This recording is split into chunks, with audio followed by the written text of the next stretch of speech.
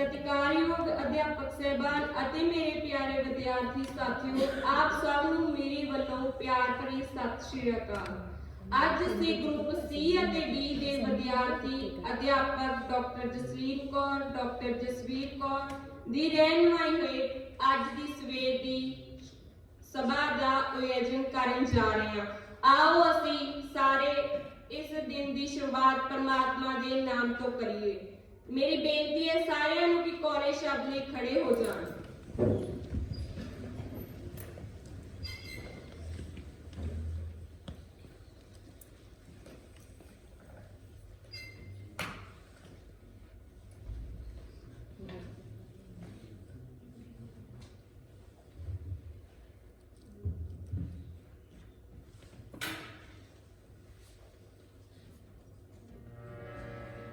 वाहिगुरु जी का खालसा, वाहिगुरु जी की फतेह।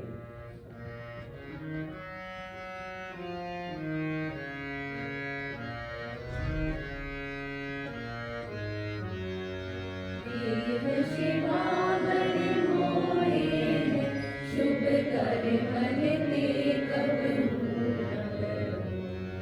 देव शिवा बड़े मोहे हैं, शुभ कर मन ते कबहू न करो। न डरो और सो जब जाए लरो, जाए लरो। निश्चय कर अपनी जीत करो, जीत करो। निश्चय कर अपनी जीत करो। देव शिवा बड़े मोहे हैं, शुभ कर मन ते कबहू न करो। देव शिवा बड़े मोहे हैं, शुभ कर मन ते कबहू न करो। अरे सिखो अपने ही मन को, ही मन को। एह लालच हो गुण तो उचरो, तो उचरो।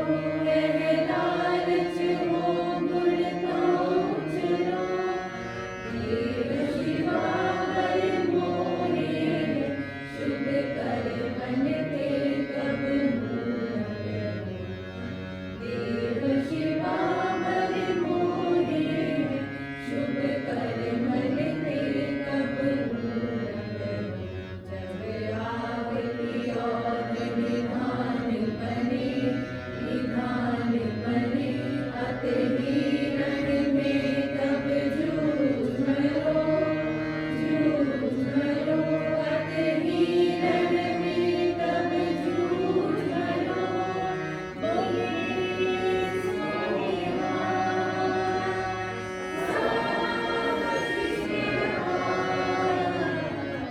देव शिवा बड़े मोहे हैं, शुभ कर मन ते कबहू न करो। देव शिवा बड़े मोहे हैं, शुभ कर मन ते कबहू न करो। शुभ कर मन ते कबहू न करो। शुभ कर मन ते कबहू न करो। वाहिगुरु जी का खालसा, वाहिगुरु जी की फतेह।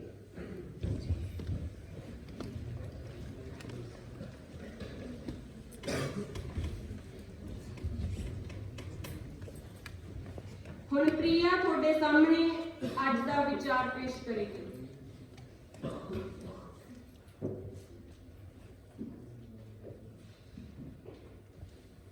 Good morning to all of you. Thought of the day: law and order are the medicine of the body politic. And when the body politic gets sick, medicine must be administered. Thank you. ਹੁਣ ਤੁਹਾਡੇ ਸਾਹਮਣੇ ਕੁਲਜੀਤ ਅੱਜ ਦੀਆਂ ਮੁੱਖ ਖਬਰਾਂ ਪੇਸ਼ ਕਰੇਗੀ। ਅੱਜ ਦੀਆਂ ਮੁੱਖ ਖਬਰਾਂ। ਵਿਧਾਨ ਸਭਾ ਦੀ ਵਿਸ਼ੇਸ਼ ਅਧਿਕਾਰ ਕਮੇਟੀ ਡਿਪਟੀ ਕਮਿਸ਼ਨਰ ਨੂੰ ਕਰੇਗੀ ਲਿਖ ਕੇ ਹਦਾਇਤ। ਅੰਤਰਰਾਸ਼ਟਰੀ ਵਪਾਰ ਮੇਲੇ 'ਚ ਪੰਜਾਬ ਦਿਵਸ ਮਨਾਇਆ। ਆਸ਼ੀਸ਼ ਕਪੂਰ ਨੂੰ क्लीन चिट देने वाले 3 अधिकारियों को दिख सकती है गाल। ਪੰਜਾਬ ਦੇ ਚੋਣ ਕਮਿਸ਼ਨਰ ਦੇ ਅਹੁਦੇ ਲਈ ਅਧਿਕਾਰੀਆਂ ਵਿੱਚ ਦੌੜ। ਅੱਜ ਦੇ ਖੇਡ ਸਮਾਚਾਰ। ਇੱਕ ਗਲਤੀ ਨੇ ਪਲਟਿਆ ਮੈਚ। ਈਰਾਨ ਆਖਰੀ 3 ਮਿੰਟਾਂ 'ਚ 2 ਗੋਲ ਕਰਕੇ ਜਿੱਤਿਆ। ਨਿਊਜ਼ੀਲੈਂਡ ਨੇ ਭਾਰਤ ਨੂੰ 7 ਵਿਕਟਾਂ ਨਾਲ ਹਰਾਇਆ। ਧੰਨਵਾਦ।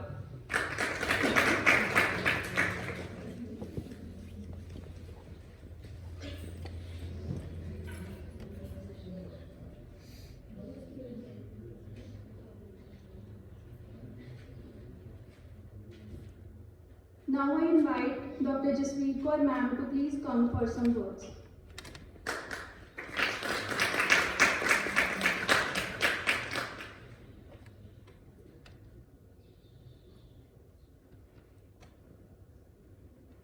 ਤੇਗ ਬਹਾਦਰ ਸਿਮਰਿਐ ਘਰ ਨੌਮੇ ਦੇ ਆਵੇ ਧਾਰੇ ਸਭ ਥਾਈ ਹੋਏ ਸਨ। ਵਾਹਿਗੁਰੂ ਜੀ ਕਾ ਖਾਲਸਾ ਵਾਹਿਗੁਰੂ ਜੀ ਕੀ ਫਤਿਹ। 28 ਨਵੰਬਰ ਨੂੰ ਗੁਰੂ ਤੇਗ ਬਹਾਦਰ ਜੀ ਦਾ ਸ਼ਹੀਦੀ ਦਿਵਸ ਹੈ। ਆਪ ਜੀ ਦਾ ਜਨਮ 1 ਅਪ੍ਰੈਲ 1621 ਈਸਵੀ ਨੂੰ ਅੰਮ੍ਰਿਤਸਰ ਦੇ ਵਿੱਚ ਪਿਤਾ ਸ਼੍ਰੀ ਗੁਰੂ ਹਰਗੋਬਿੰਦ ਸਾਹਿਬ ਜੀ, ਜਿਨ੍ਹਾਂ ਦੇ ਚਰਨ ਛੋਹ ਪ੍ਰਾਪਤ ਧਰਤੀ ਤੇ ਅਸੀਂ ਬੈਠੇ ਹਾਂ, ਅਤੇ ਮਾਤਾ ਨਾਨਕੀ ਜੀ ਦੇ ਘਰ ਹੋਇਆ। ਆਪ ਦਾ ਬਚਪਨ ਦਾ ਨਾਂ ਤਿਆਗਮੱਲ ਸੀ। ਗੁਰੂ ਸਾਹਿਬ ਮਹਾਨ ਪਰ ਉਪਕਾਰੀ, ਮਹਾਨ ਕ੍ਰਾਂਤੀਕਾਰੀ, ਅਦੁੱਤੀ ਸ਼ਹੀਦ ਤੇਗ ਦੇ ਧਨੀ ਹੋਏ ਨੇ। 14 ਸਾਲ ਦੀ ਉਮਰ ਦੇ ਵਿੱਚ ਜਦੋਂ ਕਰਤਾਰਪੁਰ ਸਾਹਿਬ ਦੀ ਲੜਾਈ ਹੋਈ ਸੀ, ਉਸ ਟਾਈਮ ਤੇ ਗੁਰੂ ਸਾਹਿਬ ਨੇ ਤਲਵਾਰ ਦੇ ਅਜਿਹੇ ਜੋਹਰ ਦਿਖਾਏ, ਪਿਤਾ ਜੀ ਨੇ ਆਪ ਦਾ ਨਾਮ ਤਿਆਗਮੱਲ ਤੋਂ ਤੇਗ ਬਹਾਦਰ ਰੱਖ ਦਿੱਤਾ। ਗੁਰੂ ਸਾਹਿਬ ਤੇਗ ਦੇ ਧਨੀ ਤਾਂ ਸਨ ਹੀ, ਨਾਲ ਬਾਣੀ ਦੇ ਵੀ ਧਨੀ ਸਨ। ਆਪ ਜੀ ਦੀ ਬਾਣੀ 16 ਰਾਗਾਂ ਦੇ ਵਿੱਚ ਗੁਰੂ ਗ੍ਰੰਥ ਸਾਹਿਬ ਜੀ ਦੇ ਵਿੱਚ ਦਰਜ ਹੈ। ਆਪ ਜੀ ਦੀ ਬਾਣੀ ਵੈਰਾਗ, ਸੰਸਾਰਿਕ ਰਿਸ਼ਤਿਆਂ ਦੀ ਨਾਸ਼ਮਾਨਤਾ, ਤਿਆਗ, ਜਗਤ ਨਾਲ ਸੰਬੰਧਿਤ ਹੈ। ਗੁਰੂ ਸਾਹਿਬ ਜੀ ਬਾਣੀ ਦੇ ਵਿੱਚ ਕਹਿੰਦੇ ਨੇ ਕਿ ਪਰਮਾਤਮਾ ਸਭ ਤੋਂ ਉੱਪਰ ਹੈ, ਸਾਰਿਆਂ ਦਾ ਰੱਖਿਅਕ ਹੈ। ਜਦੋਂ ਸਾਰੇ ਸੰਸਾਰਿਕ ਰਿਸ਼ਤੇ ਨਾਤੇ ਸਾਥ ਛੱਡ ਦਿੰਦੇ ਨੇ ਤਾਂ ਉਸ ਟਾਈਮ ਤੇ ਅੰਤ ਵਿੱਚ ਸਹਾਈ ਹੋਣ ਵਾਲਾ ਹੈ। ਸੁਖ ਮੇ ਬਹੁਤ ਸੰਗੀ ਪਏ, ਦੁੱਖ ਮੇ ਸੰਗ ਨਾ ਹੋਏ, ਕਹੋ ਨਾਨਕ ਹਰ ਭਜਨਾ ਅੰਤ ਸਹਾਈ ਹੋਏ। ਗੁਰੂ ਸਾਹਿਬ ਜੀ ਕਹਿੰਦੇ ਨੇ ਕਿ ਸਾਰਾ ਸੰਸਾਰ ਨਾਸ਼ਵਾਨ ਹੈ। ਬਾਣੀ ਦੇ ਵਿੱਚ ਸੰਸਾਰ ਦੀ ਨਾਸ਼ਵਾਨਤਾ ਦੇ ਬਾਰੇ ਪਾਣੀ ਦੇ ਬੁਲਬੁਲੇ ਦੇ ਨਾਲ ਤੁਲਨਾ ਕਰਦੇ ਨੇ।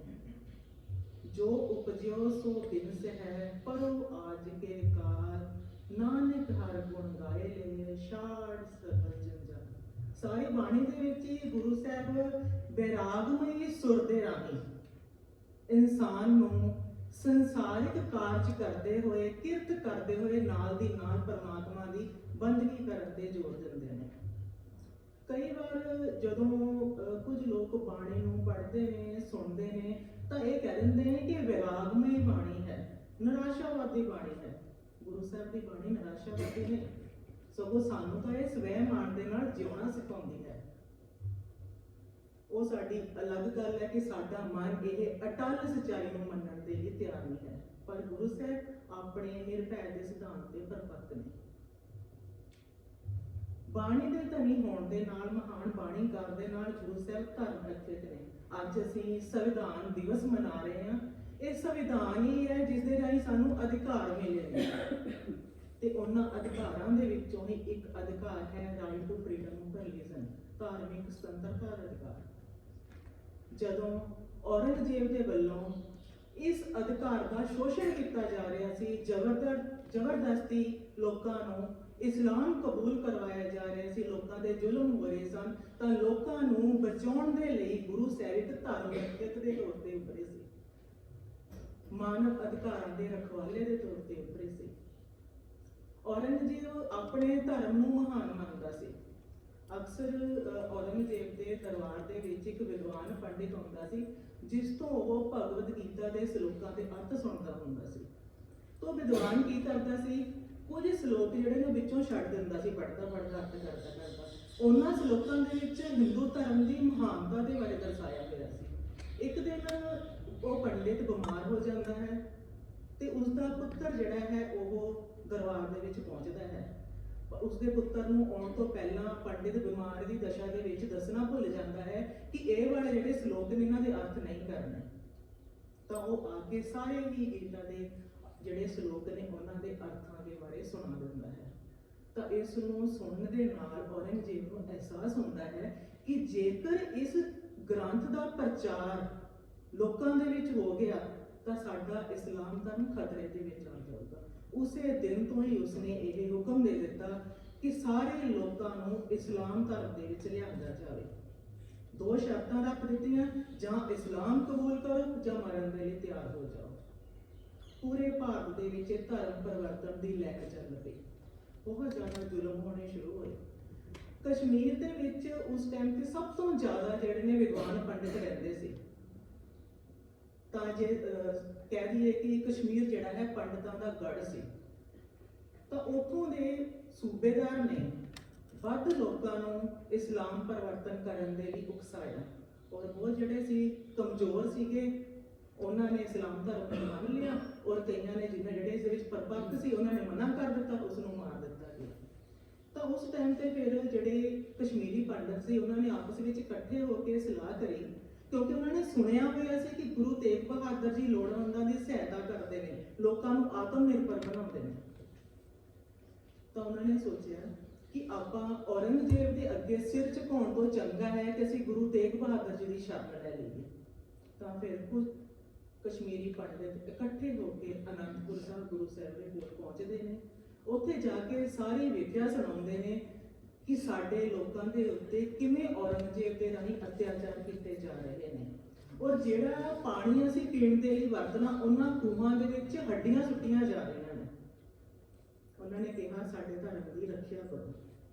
ਤਾਂ ਉਸ ਟਾਈਮ ਤੇ ਗੁਰੂ ਤੇਗ ਬਹਾਦਰ ਜੀ ਕਹਿੰਦੇ ਨੇ ਕਿ ਇਸ ਟਾਈਮ ਤੇ ਕਮਜ਼ੋਰ ਲੋਕਾਂ ਦੇ ਵਿੱਚ ਹਿੰਮਤ ਭਰਨ ਦੇ ਲਈ ਕਿਸੇ ਮਹਾਨ ਸ਼ਖਸੀਅਤ ਦੇ ਬਲੀਦਾਨ ਦੀ ਲੋੜ ਹੈ। ਤਾਂ ਉਸ ਟਾਈਮ ਤੇ ਕੋਲ ਗੁਰੂ ਸਾਹਿਬ ਦੇ ਪੁੱਤਰ 9 ਸਾਲ ਦੇ ਗੋਬਿੰਦ ਰਾਏ ਜੀ ਬੈਠੇ ਨੇ। ਤਾਂ ਇਹ ਸੁਣ ਕੇ ਗੁਰੂ ਆਪਣੇ ਪਿਤਾ ਜੀ ਨੂੰ ਕਹਿੰਦੇ ਨੇ ਕਿ ਪਿਤਾ ਜੀ ਤੁਹਾਡੇ ਤੋਂ ਮਹਾਨ ਵਿਅਕਤੀ ਕੌਣ ਹੋ ਸਕਦਾ। ਜਦੋਂ ਗੁਰੂ ਗੋਬਿੰਦ ਸਿੰਘ ਜੀ ਜਿਹੜੇ ਕਿ ਗੋਬਿੰਦ ਰਾਏ ਸੀ ਉਸ ਟਾਈਮ ਤੇ ਪਹਿਲਾਂ ਉਹਨਾਂ ਦਾ ਨਾਮ, ਤਾਂ ਉਹਨਾਂ ਨੇ ਇਹ ਸ਼ਬਦ ਕਹੇ ਤਾਂ ਗੁਰੂ ਤੇਗ ਬਹਾਦਰ ਜੀ ਨੇ ਪੰਡਤਾਂ ਨੂੰ ਕਿਹਾ ਕਿ ਜਾਓ ਜਾ ਕੇ ਔਰੰਗਜ਼ੇਬ ਨੂੰ ਕਹਿ ਦਿਓ ਕਿ ਜੇਕਰ ਤੇਗ ਬਹਾਦਰ ਇਸਲਾਮ ਧਰਮ को ਕਬੂਲ ਕਰ ਲਵੇ ਤਾਂ ਅਸੀਂ ਸਾਰੇ ਇਸਲਾਮ ਧਰਮ ਨੂੰ ਕਬੂਲ ਕਰ ਲਵਾਂਗੇ। ਤਾਂ ਇਹ ਸੁਨੇਹਾ ਕਸ਼ਮੀਰੀ ਪੰਡਤਾਂ ਨੇ ਜਾ ਕੇ ਔਰੰਗਜ਼ੇਬ ਨੂੰ ਦਿੱਤਾ ਕਿ ਜੇਕਰ ਗੁਰੂ ਤੇਗ ਬਹਾਦਰ ਜੀ ਇਸਲਾਮ ਧਰਮ ਕਬੂਲ ਕਰ ਲੈਣਗੇ ਤਾਂ ਅਸੀਂ ਸਾਰੇ ਧਰਮ ਕਬੂਲ ਕਰਾਂਗੇ ਬਿਨਾਂ ਕਿਸੇ ਜ਼ਬਰਦਸਤੀ ਦੇ। ਪਰ ਸ਼ਰਤ ਇਹ ਆ ਕਿ ਜੇਕਰ ਉਹਨਾਂ ਨੇ ਧਰਮ ਕਬੂਲ ਨਾ ਕੀਤਾ ਇਸਲਾਮ ਧਰਮ ਤਾਂ ਅਸੀਂ ਕੋਈ ਵੀ ਸਾਨੂੰ ਜ਼ਬਰਦਸਤੀ ਨਹੀਂ ਕਰੀ ਜਾਊਗੀ। ਤਾਂ ਉਸਨੇ ਬੜਾ ਖੁਸ਼ੀ ਇਹ ਸ਼ਰਤ ਮਨਜ਼ੂਰ ਕਰ ਲਈ ਕਿ ਮੈਨੂੰ ਸਵੀਕਾਰ ਹੈ, ਇੱਕ ਵਿਅਕਤੀ ਨੂੰ ਧਰਮ ਕਬੂਲ ਕਰਨ ਦੇ ਨਾਲ ਮੈਂ ਸਾਰੇ ਭਾਰਤ ਨੂੰ ਇਸਲਾਮ ਧਰਮ ਦੇ ਵਿੱਚ ਚੇਂਜ ਕਰ ਸਕਦਾ ਹਾਂ। ਤਾਂ ਇਹ ਸੁਨੇਹਾ ਫਿਰ ਗੁਰੂ ਸਾਹਿਬ ਕੋਲ ਪਹੁੰਚਿਆ। ਤਾਂ ਗੁਰੂ ਸਾਹਿਬ ਆਪਣੇ ਸਿੰਘਾਂ ਦੇ ਨਾਲ ਹੁਣ ਚੱਲ ਪਏ ਨੇ ਦਿੱਲੀ ਵੱਲ ਨੂੰ। ਰਸਤੇ ਵਿੱਚ ਜਾ ਰਹੇ ਨੇ, ਜਿਵੇਂ ਉਹਨਾਂ ਦੀ ਸ਼ਖਸੀਅਤ ਦਾ ਇੱਕ ਅੰਗ ਹੈ, ਪਰ ਉਪਕਾਰੀ ਨੇ, ਲੋੜਵੰਦਾਂ ਦੀ ਸੇਵਾ ਕਰਨ ਵਾਲੇ ਨੇ। ਰਸਤੇ ਵਿੱਚ ਜਾਂਦੇ ਹੋਏ ਉਹ ਸੇਵਾ ਕਰਦੇ ਜਾ ਰਹੇ ਨੇ, ਲੋੜਵੰਦਾਂ ਦੀ ਮਦਦ ਕਰਦੇ ਜਾ ਰਹੇ ਨੇ। ਬਹੁਤ ਸਾਰੀਆਂ ਜਗ੍ਹਾ ਦੇ ਉੱਤੇ ਪਾਣੀ ਦੀ ਸਮੱਸਿਆ ਸੀ, ਬਹੁਤ ਜਗ੍ਹਾ ਤੇ ਉਹਨਾਂ ਨੇ ਜਾਂਦੇ ਪਾਣੀ ਦੀਆਂ ਬੋਰੀਆਂ ਭਰੀਆਂ, ਕਿਉਂਕਿ ਉਸ ਟਾਈਮ ਦੇ ਉੱਤੇ ਪਹੁੰਚਣ ਦੇ ਲਈ ਸਮਾਂ ਬਹੁਤ ਲੱਗਦਾ ਸੀ। ਅੱਜ ਸਾਨੂੰ ਲੱਗਦਾ ਕਿ ਅਸੀਂ ਦਿੱਲੀ ਇੰਨੇ ਸਮੇਂ ਦੇ ਵਿੱਚ ਪਹੁੰਚ ਜਾਂਦੇ ਹਾਂ। ਤੇ ਜਦੋਂ ਇਹ ਸਾਰੀਆਂ ਗੱਲਾਂ ਦੀ ਖਬਰ ਔਰੰਗਜ਼ੇਬ ਤੱਕ ਪਹੁੰਚੀ ਤਾਂ ਉਸਨੇ ਗੁਰੂ ਸਾਹਿਬ ਤੇ ਸਿੱਖਾਂ ਨੂੰ ਗ੍ਰਿਫਤਾਰ ਕਰਵਾ ਲਿਆ ਤੇ ਉਹਨਾਂ ਦੇ ਅੱਗੇ ਸ਼ਰਤਾਂ ਰੱਖ ਦਿੱਤੀਆਂ, ਇਸਲਾਮ ਕਬੂਲ ਕਰ ਲਓ ਨਹੀਂ ਤੁਹਾਨੂੰ ਸ਼ਹੀਦ ਕਰ ਦਿੱਤਾ ਜਾਏਗਾ। ਔਰ ਜਦੋਂ ਇਹ ਸ਼ਰਤਾਂ ਰੱਖੀਆਂ ਗਈਆਂ ਤੇ ਨਾਲ ਦੀ ਨਾਲ ਵੱਧ ਤੋਂ ਵੱਧ ਲਾਲਚ ਦਿੱਤੇ ਗਏ, ਜ਼ੁਲਮ ਕਰੇ ਗਏ। ਤਾਂ ਜਦੋਂ ਫਿਰ ਵੀ ਗੁਰੂ ਸਾਹਿਬ ਅਡਿੱਗ ਰਹੇ ਆਪਣੀ ਹਿੰਮਤ ਤੇ, ਤਾਂ ਸਭ ਤੋਂ ਪਹਿਲਾਂ ਉਹਨਾਂ ਦੇ ਸਿੱਖ ਭਾਈ ਮਤੀ ਦਾਸ ਜੀ ਨੂੰ ਗੁਰੂ ਦੇ ਸਾਹਮਣੇ ਆਰੇ ਦੇ ਨਾਲ ਚੀਰਿਆ ਗਿਆ। ਜਿਵੇਂ ਹੀ ਆਰੇ ਦੇ ਨਾਲ ਗੁਰੂ ਸਾਹਿਬ ਭਾਈ ਮਤੀ ਦਾਸ ਜੀ ਨੂੰ ਚੀਰਿਆ ਜਾਣ ਲੱਗਾ, ਜਿਵੇਂ ਹੀ ਸਿਰ ਤੇ ਆਰਾ ਰੱਖਿਆ ਜਾਂਦਾ ਹੈ ਤਾਂ ਗੁਰੂ ਸਾਹਿਬ ਬਾਣੀ ਪੜ੍ਹਨੀ ਸ਼ੁਰੂ ਕਰ ਦਿੰਦੇ ਨੇ। ਜਪਜੀ ਸਾਹਿਬ ਦੀ ਇੱਕ ਓਂਕਾਰ ਸਤਿਨਾਮ ਕਰਤਾ, ਬਾਣੀ ਪੜ੍ਹੀ ਜਾ ਰਹੀ ਹੈ, ਸਰੀਰ ਦੇ 2 ਟੋਟੇ ਕਰ ਦਿੱਤੇ। ਔਰ ਸਾਰੇ ਲੋਕ ਇਹ ਕੌਤਕ ਦੇਖ ਕੇ ਹੈਰਾਨ ਨੇ, 2 ਟੋਟੇ ਹੋਏ ਪਏ ਨੇ ਸਰੀਰ ਦੇ, ਪਰ ਬਾਣੀ ਅਜੇ ਚੱਲੀ ਜਾ ਰਹੀ ਹੈ। ਜਿਵੇਂ ਹੀ ਸਰੀਰ ਦੇ ਵਿੱਚੋਂ ਆਵਾਜ਼ ਆਉਂਦੀ ਹੈ, ਜਿਨੀ ਨਾਮ ਤੇ ਆਇਆ ਗਏ ਮਸਕਤ ਕਾਲ, ਨਾਨਕ ਤੇ ਮੁਖ ਉਜਲੇ ਕੀਤੀ ਸ਼ੁਕਰ। ਨਾਲ ਦੇ ਨਾਲ ਭਾਈ ਮਤੀ ਦਾਸ ਜੀ ਦਾ ਸਰੀਰ ਸ਼ਾਂਤ ਹੋ ਜਾਂਦਾ ਹੈ। ਹੁਣ ਉਸ ਤੋਂ ਬਾਅਦ ਵਾਰੀ ਆਉਂਦੀ ਹੈ ਭਾਈ ਸਤੀ ਦਾਸ ਜੀ, ਜੋ ਭਾਈ ਮਤੀ ਦਾਸ ਜੀ ਦੇ ਭਰਾ ਸਨ। ਭਾਈ ਸਤੀ ਦਾਸ ਜੀ ਨੂੰ ਰੂਹ ਦੇ ਵਿੱਚ ਲਵੇਟ ਕੇ ਜਿਉਂਦਿਆਂ ਹੀ ਅੱਗ ਦੇ ਨਾਲ ਸਾੜ ਦਿੱਤਾ ਗਿਆ ਸੀ। ਉਸੇ ਤਰ੍ਹਾਂ ਹੀ ਪਾਣੀ ਦਾ ਪ੍ਰਵਾਹ ਚੱਲ ਰਿਹਾ। ਫਿਰ ਤੀਜੇ ਸਿੱਖ ਭਾਈ ਦਿਆਲਾ ਜੀ, ਜਿਨ੍ਹਾਂ ਨੂੰ ਉਬਲਦੀ ਦੇਗ ਦੇ ਵਿੱਚ ਉਬਾਲਿਆ ਗਿਆ, ਪਾਣੀ ਦੇਗ ਦੇ ਵਿੱਚ ਉਬਲ ਰਿਹਾ ਹੈ, ਸਰੀਰ ਤੋਂ ਚਮੜੀ ਲਹਿ ਰਹੀ ਹੈ, ਪਰ ਨਾਲ ਦੀ ਨਾਲ ਜਪਜੀ ਸਾਹਿਬ ਦੀ ਬਾਣੀ ਚੱਲ ਰਹੀ ਹੈ। ਜਿਵੇਂ ਹੀ ਬਾਣੀ ਸਮਾਪਤ ਹੁੰਦੀ ਹੈ ਤਾਂ ਭਾਈ ਦਿਆਲਾ ਜੀ ਸ਼ਹੀਦ ਹੋ ਜਾਂਦੇ ਨੇ। ਹੁਣ ਆ ਜਾਂਦਾ ਉਹ ਅੱਜ ਦਾ 1675 ਦਾ ਨਵੰਬਰ ਮਹੀਨੇ ਦਾ ਉਹ ਦਿਨ, ਜਿਹੜੀ ਤਰੀਕ ਦਿਨ ਇਤਿਹਾਸ ਬਣਿਆ ਹਿੰਦੂ ਦੇ ਹਿੰਦੂ ਬਣਨ ਦੇ ਲਈ। ਦੁਪਹਿਰ ਦਾ ਸਮਾਂ ਹੈ, ਚਾਂਦਨੀ ਚੌਂਕ ਦੇ ਵਿੱਚ ਦਿੱਲੀ ਦੇ ਵਿੱਚ ਲਾਲ ਕਿਲੇ ਦੇ ਸਾਹਮਣੇ ਗੁਰੂ ਸਾਹਿਬ ਨੂੰ ਬਿਠਾਇਆ ਹੋਇਆ ਹੈ। ਬਹੁਤ ਭੀੜ ਇਕੱਠੀ ਹੋਈ ਹੈ। ਸਾਰੀ ਭੀੜ ਸ਼ਾਂਤ ਹੈ ਤੇ ਨਾਲ ਦੀ ਨਾਲ ਉਹਨਾਂ ਦੇ ਮਨ ਦੇ ਵਿੱਚ ਡਰ ਹੈ ਕਿ ਜੇਕਰ ਅੱਜ ਗੁਰੂ ਸਾਹਿਬ ਨੇ ਇਸਲਾਮ ਕਬੂਲ ਕਰ ਲਿਆ, ਕਿਉਂਕਿ ਹੁਣ ਤਾਂ ਇਹ ਰਹਿ ਗਏ, ਜੇ ਇਹਨਾਂ ਨੇ ਇਸਲਾਮ ਕਬੂਲ ਕਰ ਲਿਆ ਤਾਂ ਸਾਨੂੰ ਅੱਜ ਸਾਰਿਆਂ ਨੂੰ ਜ਼ਬਰਦਸਤੀ ਇਹ ਧਰਮ ਕਬੂਲਣ ਲਈ ਪ੍ਰਵਾਨਗੀ ਦੇਣੀ ਪੈਣੀ ਹੈ। ਉਧਰ ਔਰੰਗਜ਼ੇਬ ਦੀ ਵੀ ਇੱਜ਼ਤ ਦਾ ਸਵਾਲ ਸੀ, ਕਿਉਂਕਿ ਉਸ ਨੂੰ ਸੀ ਕਿ ਮੈਂ ਇਹਨਾਂ ਦੀ ਕੁਰਬਾਨੀ ਲੈ ਕੇ ਸਾਰਿਆਂ ਨੂੰ ਇਸਲਾਮ ਧਰਮ ਦੇ ਵਿੱਚ ਲੈ ਆਉਣਾ ਹੈ। ਹੁਣ ਸਿਰਫ ਦੇਰ ਹੈ ਹਾਂ ਜਾਂ ਨਾ ਹੋਣ ਦੀ। ਤਿੰਨ ਸ਼ਰਤਾਂ ਫਿਰ ਗੁਰੂ ਸਾਹਿਬ ਅੱਗੇ ਰੱਖੀਆਂ ਜਾਂਦੀਆਂ ਨੇ। ਇਸਲਾਮ ਕਬੂਲ ਕਰੋ, ਕੋਈ ਕੌਤਕ ਦਿਖਾਓ ਜਾਂ ਸ਼ਹਾਦਤ ਲਓ। ਪਰ ਗੁਰੂ ਸਾਹਿਬ ਆਪਣੀ ਹਿੰਮਤ ਤੇ ਅਡਿੱਗ ਨੇ ਔਰ ਉਹਨਾਂ ਨੇ ਕਿਹਾ ਕਿ ਮੈਨੂੰ ਸ਼ਹੀਦ ਕਰ ਦਿਓ। ਜਲਾਦ ਦੀ ਤਲਵਾਰ ਚੱਲ ਰਹੀ ਹੈ ਔਰ ਸੀਸ ਧੜ ਦੇ ਨਾਲੋਂ ਅਲੱਗ ਹੋ ਜਾਂਦਾ ਹੈ। ਔਰ ਗੁਰੂ ਸਾਹਿਬ ਆਪਣੀ ਹਿੰਮਤ ਤੇ ਅਡਿੱਗ ਰਹਿੰਦੇ ਕਿਵੇਂ ਵੀ ਨਾ। ਉਹਨਾਂ ਦੇ ਦਾਦਾ ਸ਼ਹੀਦਾਂ ਦੇ ਸਰਤਾਜ ਗੁਰੂ ਅਰਜਨ ਦੇਵ ਜੀ ਤੋਂ ਉਹਨਾਂ ਨੂੰ ਗੁਰਤੀ ਮਿਲੀ ਹੋਈ ਸੀ। ਅੱਜ ਭਾਰਤ ਦੇ ਇਤਿਹਾਸ ਦੇ ਵਿੱਚ ਇੱਕ ਨਵਾਂ ਮੋੜ ਸੀ ਜਿਸ ਨੇ ਭਾਰਤ ਦੇ ਭਵਿੱਖ ਨੂੰ ਬਦਲਣ ਤੋਂ ਰੋਕ ਦਿੱਤਾ। ਗੁਰੂ ਜੀ ਨੇ ਆਪਣੀ ਕਹਿਣੀ ਤੇ ਕਰਨੀ ਨੂੰ ਸੱਚ ਕਰ ਦਿਖਾਇਆ। ਤਿਲਕ ਅਤੇ ਜੰਜੂ ਦੇ ਰਾਖੀ ਦੇ ਲਈ, ਧਾਰਮਿਕ ਸੁਤੰਤਰਤਾ ਦੇ ਲਈ ਆਪਣਾ ਬਲੀਦਾਨ ਦੇ ਦਿੱਤਾ।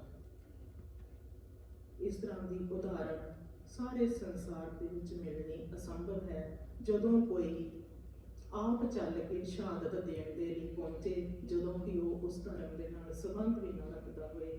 ਇਸ ਬਾਰੇ ਗੁਰੂ ਸਾਹਿਬ ਗੁਰੂ ਗੋਬਿੰਦ ਸਿੰਘ ਜੀ ਨੇ ਪਚਿੱਤਰ ਨਾਟਕ ਦੇ ਵਿੱਚ ਲਿਖਿਆ ਹੈ, ਤਿਲਕ ਜੰਜੂ ਰਾਖਾ ਪ੍ਰਭੂ ਤਾਕਾ, ਕੀਨੋ ਬੜੋ ਕਲੂ ਮੈਂ ਸਾਕਾ, ਸਾਧਨ ਹੇਤ ਇਤੀ ਜਿਨ ਕਰੀ, ਸੀਸ ਦਿਆ ਪਰ ਸੀ ਨਾ ਉਤਰੀ, ਧਰਮ ਹੇਤ ਸਾਕਾ ਜਿਨ ਕੀਆ, ਧਰਮ ਹੇਤ ਸਾਕਾ ਜਿਨ ਕੀਆ, ਸੀਸ ਦਿਆ ਪਰ ਸਿਰ ਨਾ ਦਿਆ। ਸੋ ਅਜਿਹੇ ਮਹਾਨ ਕ੍ਰਾਂਤੀਕਾਰੀ, ਮਹਾਨ ਸ਼ਖਸੀਅਤ ਵਾਲੇ ਪਰਉਪਕਾਰੀ ਅਦੁੱਤੀ ਸ਼ਹੀਦ, ਤਿਆਗ ਦੀ ਮੂਰਤ, ਹਿੰਦ ਦੀ ਚਾਦਰ ਗੁਰੂ ਤੇਗ ਬਹਾਦਰ ਜੀ ਨੂੰ ਕੋਟ ਕਰਨਾ।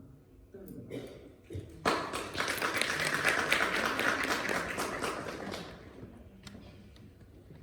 ਹੁਣ ਤੁਹਾਡੇ ਸਾਹਮਣੇ ਅਨਮੋਲ ਅਤੇ ਅਮਰਿੰਦਰ ਕੁਇਜ਼ ਲੈ ਕੇ ਆ ਰਹੇ ਹਨ।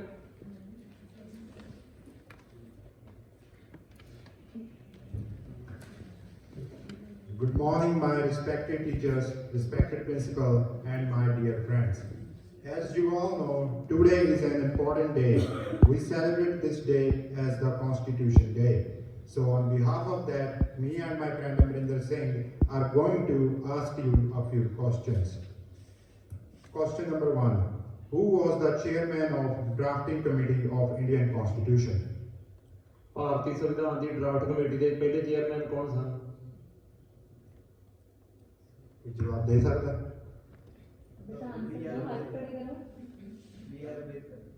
बिल्कुल सही। Question number second. What is the full name of Dr. B.R. Ambedkar? B R Ambedkar ਦਾ ਪੂਰਾ ਨਾਮ ਕੀ ਹੈ? ਭੀਮਰਾਓ ਅੰਬੇਦਕਰ। ਰੋਂਗ ਆਂਸਰ, ਭੀਮਰਾਓ ਰਾਮ ਜੀ ਹੈ। Next question. How many members does our drafting committee have? Draft committee ਦੇ ਕਿੰਨੇ member son? 6। Right answer. Next question. Indian Constitution was adopted by the Government of India when? ਭਾਰਤੀ ਸੰਵਿਧਾਨ ਨੂੰ ਭਾਰਤ ਸਰਕਾਰ ਨੇ ਕਿਸ ਸਾਲ ਬਣਾਇਆ ਸੀ? 1950। Right answer. How long was the Constituent Assembly took to prepare the Indian Constitution? ਸੰਵਿਧਾਨ ਸਭਾ ਨੂੰ ਭਾਰਤੀ ਸੰਵਿਧਾਨ ਤਿਆਰ ਕਰਨ ਵਿੱਚ ਕਿੰਨਾ ਸਮਾਂ ਲੱਗਾ?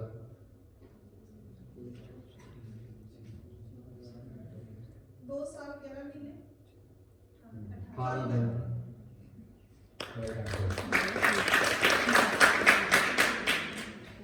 Jana Gana Mana was accepted as the national anthem of India by the Constituent of India in which year? ਜਨ ਗਣ ਮਨ ਨੂੰ ਭਾਰਤ ਸਰਕਾਰ ਭਾਰਤ ਦੇ ਸੰਵਿਧਾਨ ਦੁਆਰਾ ਕਿਸ ਸਾਲ ਭਾਰਤ ਦੇ ਰਾਸ਼ਟਰੀ ਗੀਤ ਵਜੋਂ ਸਵੀਕਾਰ ਕੀਤਾ ਗਿਆ ਸੀ? 1950। Right answer.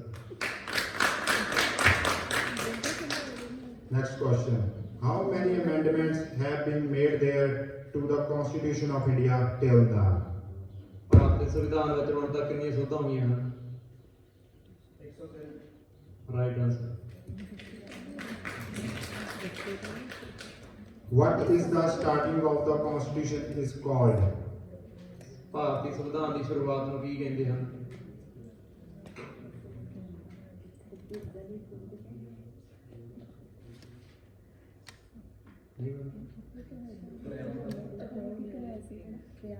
Right answer. ਪ੍ਰਸਤਾਵਨਾ Punjabi ਵਿੱਚ ਪ੍ਰੇਮ। Next question. What is the difference between directive state of policy and fundamental rights? ਨੀਤੀ ਦੀ ਨਿਰਦੇਸ਼ਕ ਸਥਿਤੀ ਅਤੇ ਮੁੱਢਲੇ ਅਧਿਕਾਰਾਂ ਵਿਚਕਾਰ ਕੀ ਅੰਤਰ ਹੈ? ये मैंने बनाया था। दे सकता कोई जवाब?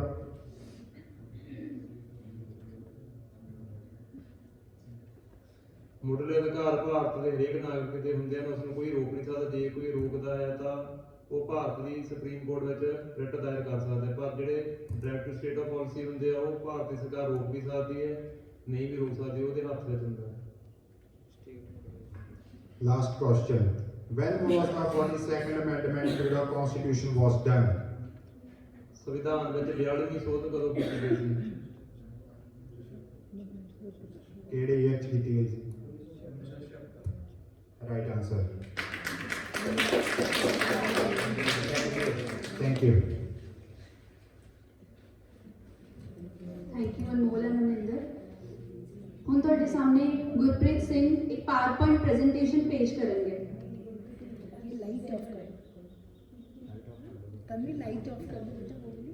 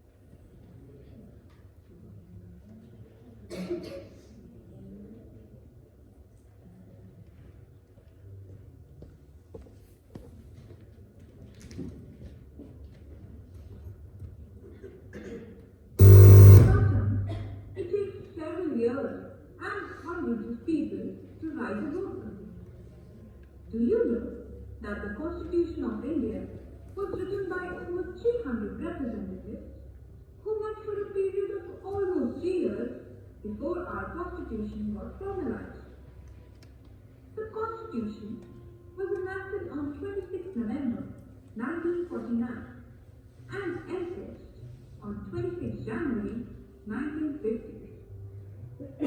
Hence, 26 November is celebrated as Constitution Day and 26 January as a Republic. To ensure the representation was as diverse as possible, these 300 people were partly elected and partly selected from all sections of society. There were Hindus, Muslims, Sikhs, Parsis, Anglo-Indians, tribal communities, and so on. There was representation across regions, castes, educational, and political backgrounds. There was also representation of women. Do you know how many women were represented? A total of 9 out of 300. A major accomplishment for a time when women empowerment was a faraway dream. Similarly, citing many complications and difficulties, the British wanted to write the Constitution for India for the land. This idea was, however, rejected by the Indians, who wanted to write the Constitution for themselves, as it would deal with their future. It is interesting to note that the Constitution of Japan was written by 24 male Americans in 7 days flat. The only Japanese in the room was a young woman interpreter.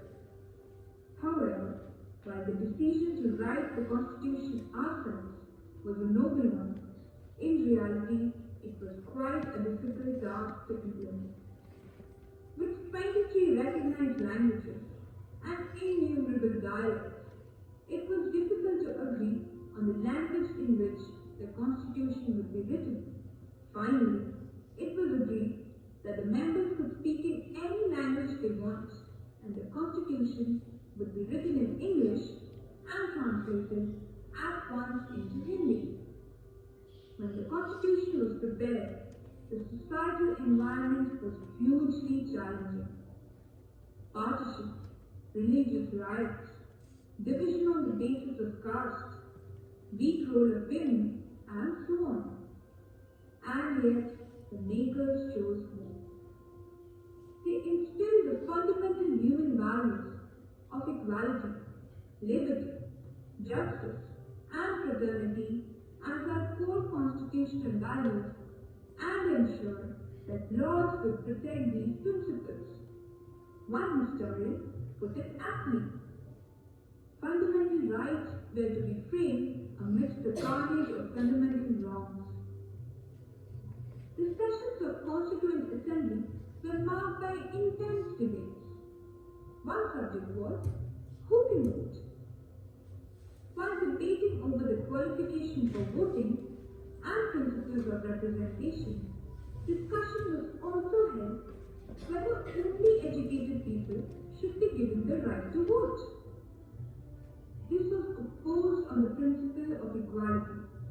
And finally, all citizens, irrespective of educational qualifications, caste, religion, or gender, got the right to vote.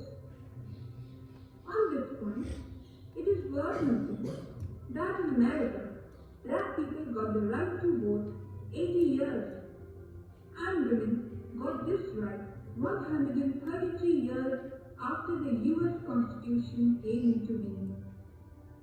There were several critical issues debated, including language, rights, minorities, government structures, and so on. All the proceedings of the Constituent Assembly are documented and available for us online, so that we will always remember the exciting process of making our Constitution. This will guide us to examine our present and play our role as citizens in the future.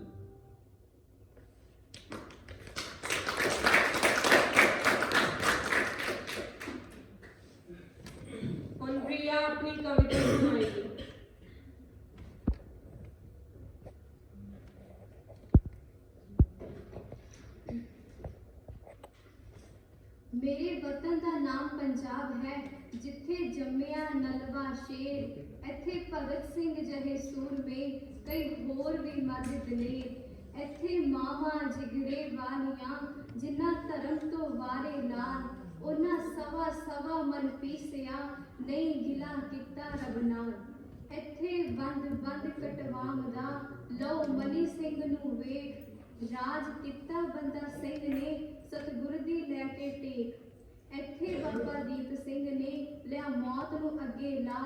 ਬਿਨਾਂ ਸਿਰ ਤੋਂ ਲੜਿਆ ਸੂਰਮਾ, ਤੇ ਖੰਡਾ ਗਿਆ ਖੜਕਾ। ਅਸੀਂ ਨੱਥ ਮੌਤ ਨੂੰ ਪਾ ਦਈਏ, ਜੇ ਆਪਣੀ ਆਈ ਤੇ ਆ ਜਾਈਏ। ਰੁਖ ਮੋੜ ਦਈਏ ਤੂਫਾਨਾਂ ਦਾ, ਦਰਿਆਵਾਂ ਨੂੰ ਅਟਕਾ ਦਈਏ। ਅਸੀਂ ਲਛਮਣ ਸਿੰਘ ਜਦ ਬਣਦੇ ਹਾਂ, ਸ਼ਾਂਤਮਈ ਸ਼ਹੀਦੀ ਪਾ ਦਿੰਦੇ। ਅਸੀਂ ਉਦਮ ਸਿੰਘ ਜਦ ਬਣਦੇ ਹਾਂ, ਕਰ ਜਾ ਕੇ ਵੈਰੀ ਮੁਕਾ ਦਿੰਦੇ। ਇੱਥੇ ਮਹਾਰਾਜਾ ਰਣਜੀਤ ਸਿੰਘ ਨੂੰ ਗੁਰੂ ਨੇ ਬਖਸ਼ਿਆ ਤਾਜ। ਉਸ ਗੁਰੂ ਦੇ ਸੱਚੇ ਸਿੱਖ ਨੇ ਕੀਤਾ ਸੀ ਹਲੀਮੀ ਰਾਜ। ਹੈ ਬਖਸ਼ਿਸ਼ ਬਾਝਾਂ ਵਾਲੇ ਦੀ, ਅਸੀਂ ਹੁਕਮ ਉਹਦੇ ਵਿੱਚ ਰਹਿੰਦੇ ਹਾਂ। ਹਰ ਵੇੜੇ ਓਟ ਗੁਰਬਾਣੀ ਦੀ, ਅਸੀਂ ਪ੍ਰਗਟ ਸਿੰਘ ਜੀ ਲੈਂਦੇ ਹਾਂ। ਹਰ ਵੇੜੇ ਓਟ ਗੁਰਬਾਣੀ ਦੀ, ਅਸੀਂ ਪ੍ਰਗਟ ਸਿੰਘ ਜੀ ਲੈਂਦੇ ਹਾਂ। ਧੰਨਵਾਦ।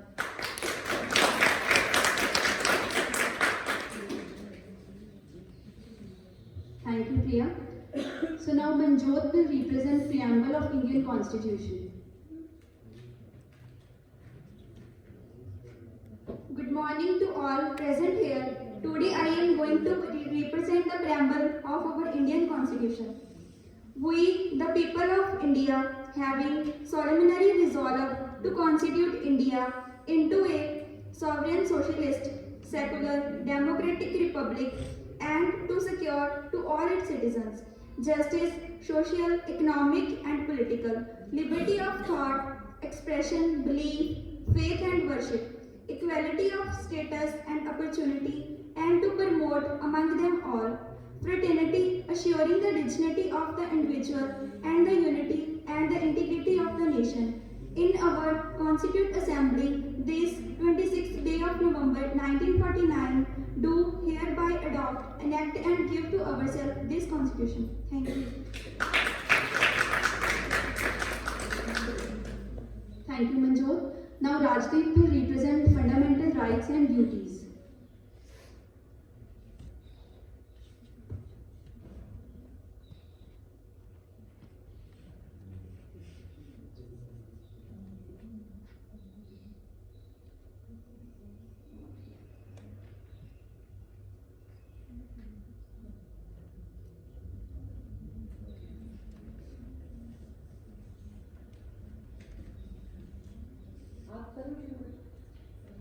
ਸਤਿ ਸ਼੍ਰੀ ਅਕਾਲ। ਮੈਂ ਤੁਹਾਡੇ ਸਾਹਮਣੇ ਮੌਲਿਕ ਕਰਤੱਵਾਂ ਬਾਰੇ ਦੱਸਣ ਜਾ ਰਹੀ ਹਾਂ।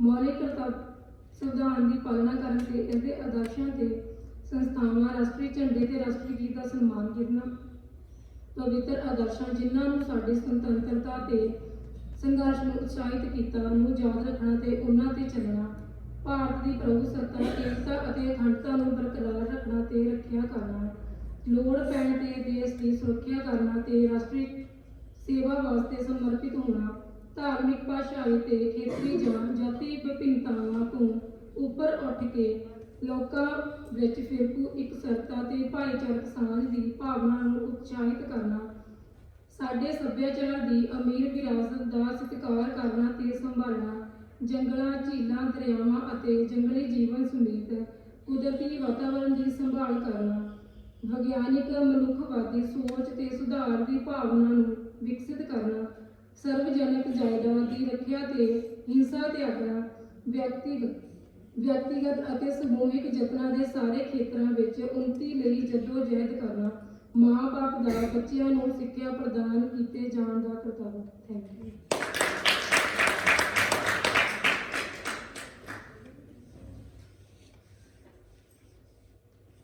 ਹੁਣ ਤੁਹਾਡੇ ਸਾਹਮਣੇ ਤਨਵੀ ਸ਼ਰਮਾ ਆਪਣਾ ਗੀਤ ਪੇਸ਼ ਕਰਨਗੇ।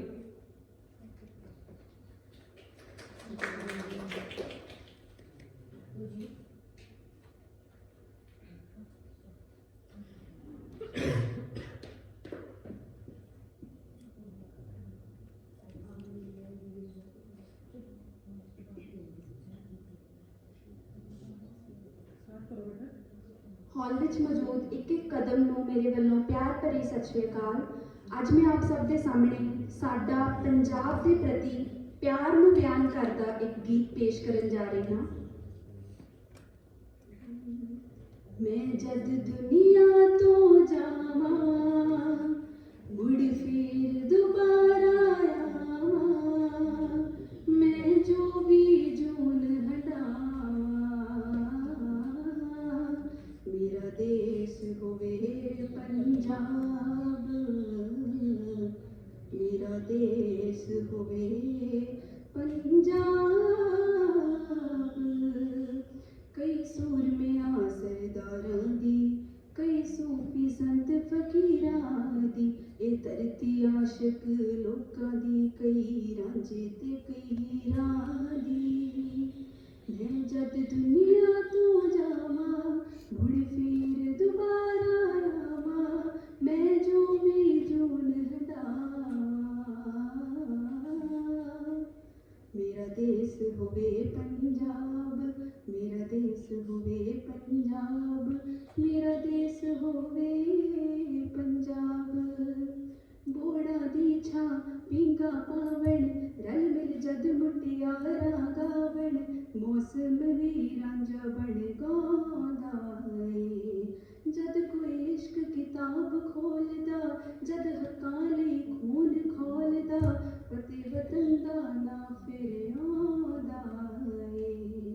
ਸਭ ਕਿੱਸੇ ਤੇ ਕਥਾਵਾਂ ਮੇਰੇ ਦੇਸ਼ ਦੀਆਂ ਰਚਨਾਵਾਂ, ਫਿਰ ਕਿਉਂ ਨਾ ਮੈਂ ਜਾਵਾਂ। ਮੇਰਾ ਦੇਸ਼ ਹੋਵੇ ਪੰਜਾਬ, ਮੇਰਾ ਦੇਸ਼ ਹੋਵੇ ਪੰਜਾਬ, ਮੇਰਾ ਦੇਸ਼ ਹੋਵੇ ਪੰਜਾਬ।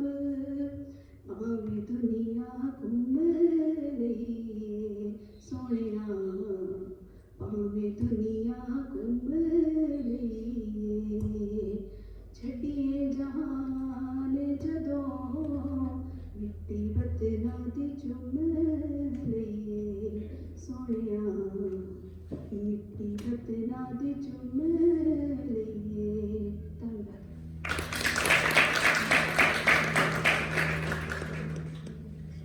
ਹੁਣ ਸੰਵਿਧਾਨ ਦੇ ਅਧਿਕਾਰਾਂ ਬਾਰੇ ਦੱਸਣ ਆ ਰਹੇ ਹਨ ਗੁਰਪ੍ਰੀਤ ਸਿੰਘ।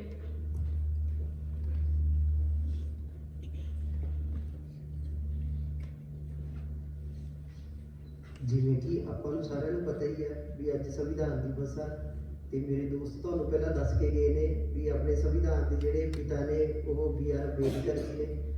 ਤੇ ਉਸ ਤੋਂ ਬਾਅਦ ਮੈਂ ਥੋੜੇ ਜਿਹੇ ਅਧਿਕਾਰਾਂ ਬਾਰੇ ਦੱਸਾਂਗਾ।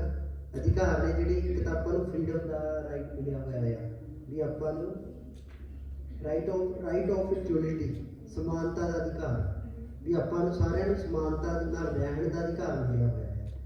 ਸੰਵਿਧਾਨ ਆਪਾਂ ਨੂੰ ਇਹ ਕਹਿੰਦਾ ਵੀ ਆਪਾਂ ਕਿਤੇ ਵੀ ਆਪਣੇ ਅਕੋਰਡਿੰਗ ਰਹਿ ਸਕਦੇ। ਉਸ ਤੋਂ ਬਾਅਦ ਹੈਗਾ ਫਰੀडम ਦਾ ਅਧਿਕਾਰ। ਫਰੀडम ਕਿਸੇ ਵੀ ਧਰਮ ਨੂੰ ਲਗਾ ਲਓ, ਮੰਨਣ ਦੀ ਫਰੀडम ਆਪਾਂ ਨੂੰ, ਜਿਵੇਂ ਹਿੰਦੂ ਧਰਮ ਨੂੰ ਅਪਣਾ ਸਕਦੇ ਹਾਂ, ਮੁਸਲਮਾਨ ਅਪਣਾ ਸਕਦੇ ਨੇ, ਹਨਾ। ਹਰ ਇੱਕ ਚੀਜ਼ ਦੀ ਆਪਾਂ ਨੂੰ ਫਰੀडम ਆ। ਨੈਕਸਟ ਹੈਗਾ ਫਰੀडम ਆਫ ਰਿਲੀਜੀਅਸ, ਧਾਰਮਿਕ ਰਿਲੀਜੀਅਸ ਆ।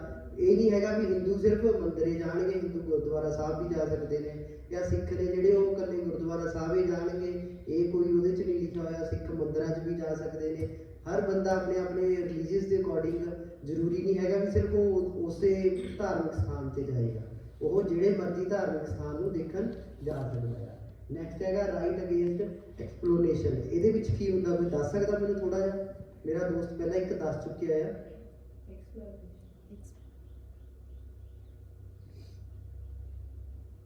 ਇਹਦੇ ਵਿੱਚ ਆਉਂਦਾ ਆ ਵੀ ਜਿਹੜੇ ਵੀ ਆਪਾਂ ਲੋਕ ਆ, ਆਪਾਂ ਨੂੰ ਇੱਕ ਨਾਗਰਿਕਤਾ ਦਾ ਅਧਿਕਾਰ ਮਿਲਿਆ ਹੋਇਆ ਹੈ। ਆਪਾਂ ਇੰਡੀਅਨ ਸਿਟੀਜ਼ਨ ਦੇ ਵਿੱਚ ਆਉਂਦੇ ਆ ਸਾਰੇ। ਜਿਵੇਂ ਆਪਾਂ ਬਾਹਰ ਜਾ ਕੇ PR ਅਪਲਾਈ ਕਰਦੇ ਆ ਤਾਂ ਆਪਣਾ ਜਿਹੜਾ ਇੱਕ ਆਧਾਰ ਕਾਰਡ ਆ,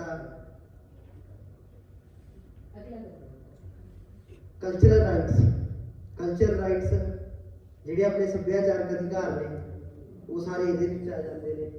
ਲਾਸਟ ਹੈਗਾ ਕੰਸਟੀਟਿਊਸ਼ਨਲ ਰਾਈਟਸ।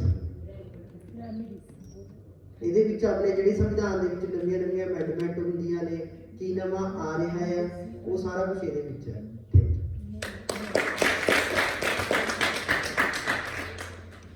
ਬੇਟਾ ਐਕਚੁਅਲੀ ਗੁਰਪ੍ਰੀਤ ਨੇ ਇਹ ਟੌਪਿਕ ਪ੍ਰਿਪੇਅਰ ਕੀਤਾ ਸੀ, ਥੋੜਾ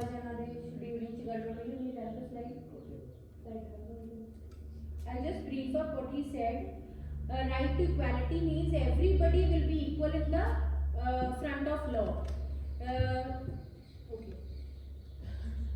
In the front of law, ਚਾਹੇ ਕਿਸੇ ਵੀ ਧਰਮ ਦਾ ਹੈ, ਜਾਤ ਦਾ ਹੈ, ਕਿਸੇ ਵੀ ਤਰੀਕੇ ਦਾ ਭੇਦਭਾਵ ਸਾਡੇ ਸੰਵਿਧਾਨ ਦੇ ਵਿੱਚ ਨਹੀਂ ਕੀਤਾ ਜਾਏਗਾ. That is right to equality. Right to freedom, freedom of expression, freedom of traveling, ਸਾਰੀ ਤਰ੍ਹਾਂ ਦੀ freedom ਇਹਦੇ ਵਿੱਚ ਆਉਂਦੀ ਹੈ. ਸੋ ਸਾਨੂੰ ਸੁਤੰਤਰਤਾ ਹੈ, ਅਸੀਂ ਇਕੱਠ ਵਿੱਚ ਕਿਤੇ ਵੀ ਇਕੱਠੇ ਹੋ ਸਕਦੇ ਹਾਂ ਔਰ ਆਪਣੀ ਗੱਲ ਨੂੰ ਸ਼ਾਂਤਮਈ ਢੰਗ ਨਾਲ ਕਹਿ ਸਕਦੇ ਹਾਂ. ਇਹ ਵੀ ਆਜ਼ਾਦੀ ਸਾਨੂੰ ਹੈ, ਕਿਤੇ ਵੀ ਅਸੀਂ ਜਾ ਸਕਦੇ ਹਾਂ, ਘੁੰਮ ਫਿਰ ਸਕਦੇ ਹਾਂ, ਟਰੈਵਲਿੰਗ ਦੀ ਫਰੀडम ਹੈ. ਸੋ ਇਸ ਤਰ੍ਹਾਂ ਦੀਆਂ ਕਈ ਫਰੀडम्स ਸਾਡੇ ਕਨਸਟੀਟਿਊਸ਼ਨ ਨੇ ਸਾਨੂੰ ਦਿੱਤੀਆਂ ਨੇ. ਉਸ ਤੋਂ ਹੈ ਫਰੀडम ਆਫ ਰਿਲੀਜਨ. ਤੁਸੀਂ ਆਪਣਾ ਧਰਮ ਬਿਨਾਂ ਕਿਸੇ ਡਰ ਤੋਂ ਪ੍ਰੈਕਟਿਸ ਕਰ ਸਕਦੇ ਹੋ. ਅਗਰ ਮੈਂ ਸਿੱਖ ਹਾਂ ਤਾਂ ਮੈਂ ਸਿੱਖ ਧਰਮ ਦੇ ਜੋ ਵੀ ਰਿਚੁਅਲਸ ਨੇ ਉਹਨਾਂ ਨੂੰ ਪ੍ਰੈਕਟਿਸ ਕਰ ਸਕਦੀ ਹਾਂ. Similarly for all religions in India. India is a multi religious country. And right against exploitation. ਕੋਈ ਵੀ ਤੁਹਾਡਾ ਸ਼ੋਸ਼ਣ ਨਹੀਂ ਕਰ ਸਕਦਾ. ਉਹਦੇ 'ਚ ਬੱਚਿਆਂ ਦਾ ਵੀ ਸ਼ੋਸ਼ਣ ਨਹੀਂ ਹੋਏਗਾ, ਨਾਰੀਆਂ ਦਾ ਵੀ ਸ਼ੋਸ਼ਣ ਨਹੀਂ ਹੋਏਗਾ. ਕੋਈ ਜਾਤ ਪਾਤ ਦੇ ਆਧਾਰ ਦੇ ਉੱਤੇ, ਜਿਵੇਂ ਸਾਨੂੰ ਪਤਾ ਜਿਹੜੇ ਸ਼ਡਿਊਲ ਕਾਸਟ, ਸ਼ਡਿਊਲ ਟ੍ਰਾਈਬਸ, ਉਹਨਾਂ ਦਾ ਕਿਸੇ ਟਾਈਮ ਤੇ ਬੜਾ ਸ਼ੋਸ਼ਣ ਹੁੰਦਾ ਸੀ. So that is to save you from any type of exploitation. Educational and cultural rights. Again, you can study in any educational institution in India as well as abroad.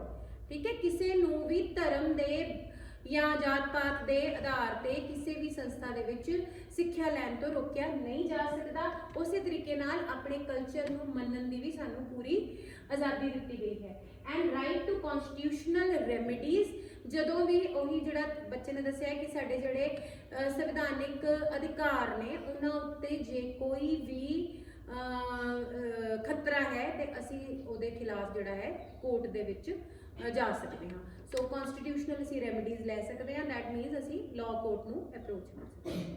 So those ਵਰ R fundamental rights. ਹੁਣ ਸਾਰਿਆਂ ਨੂੰ request ਹੈ ਕਿ ਓਥ ceremony ਲਈ ਖੜੇ ਹੋ ਜਾਓ.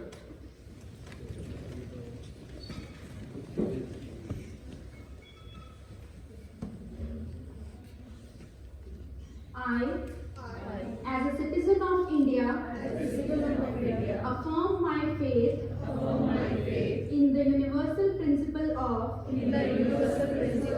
civilized society, namely that every dispute between citizens or groups, institutions or organization of citizens should be settled by peaceful means and in view of the growing danger to the integrity and unity of the country, I hereby pledge myself never to resort to physical violence in the case of any dispute, whether in my neighborhood or in any other part of India. Thank you.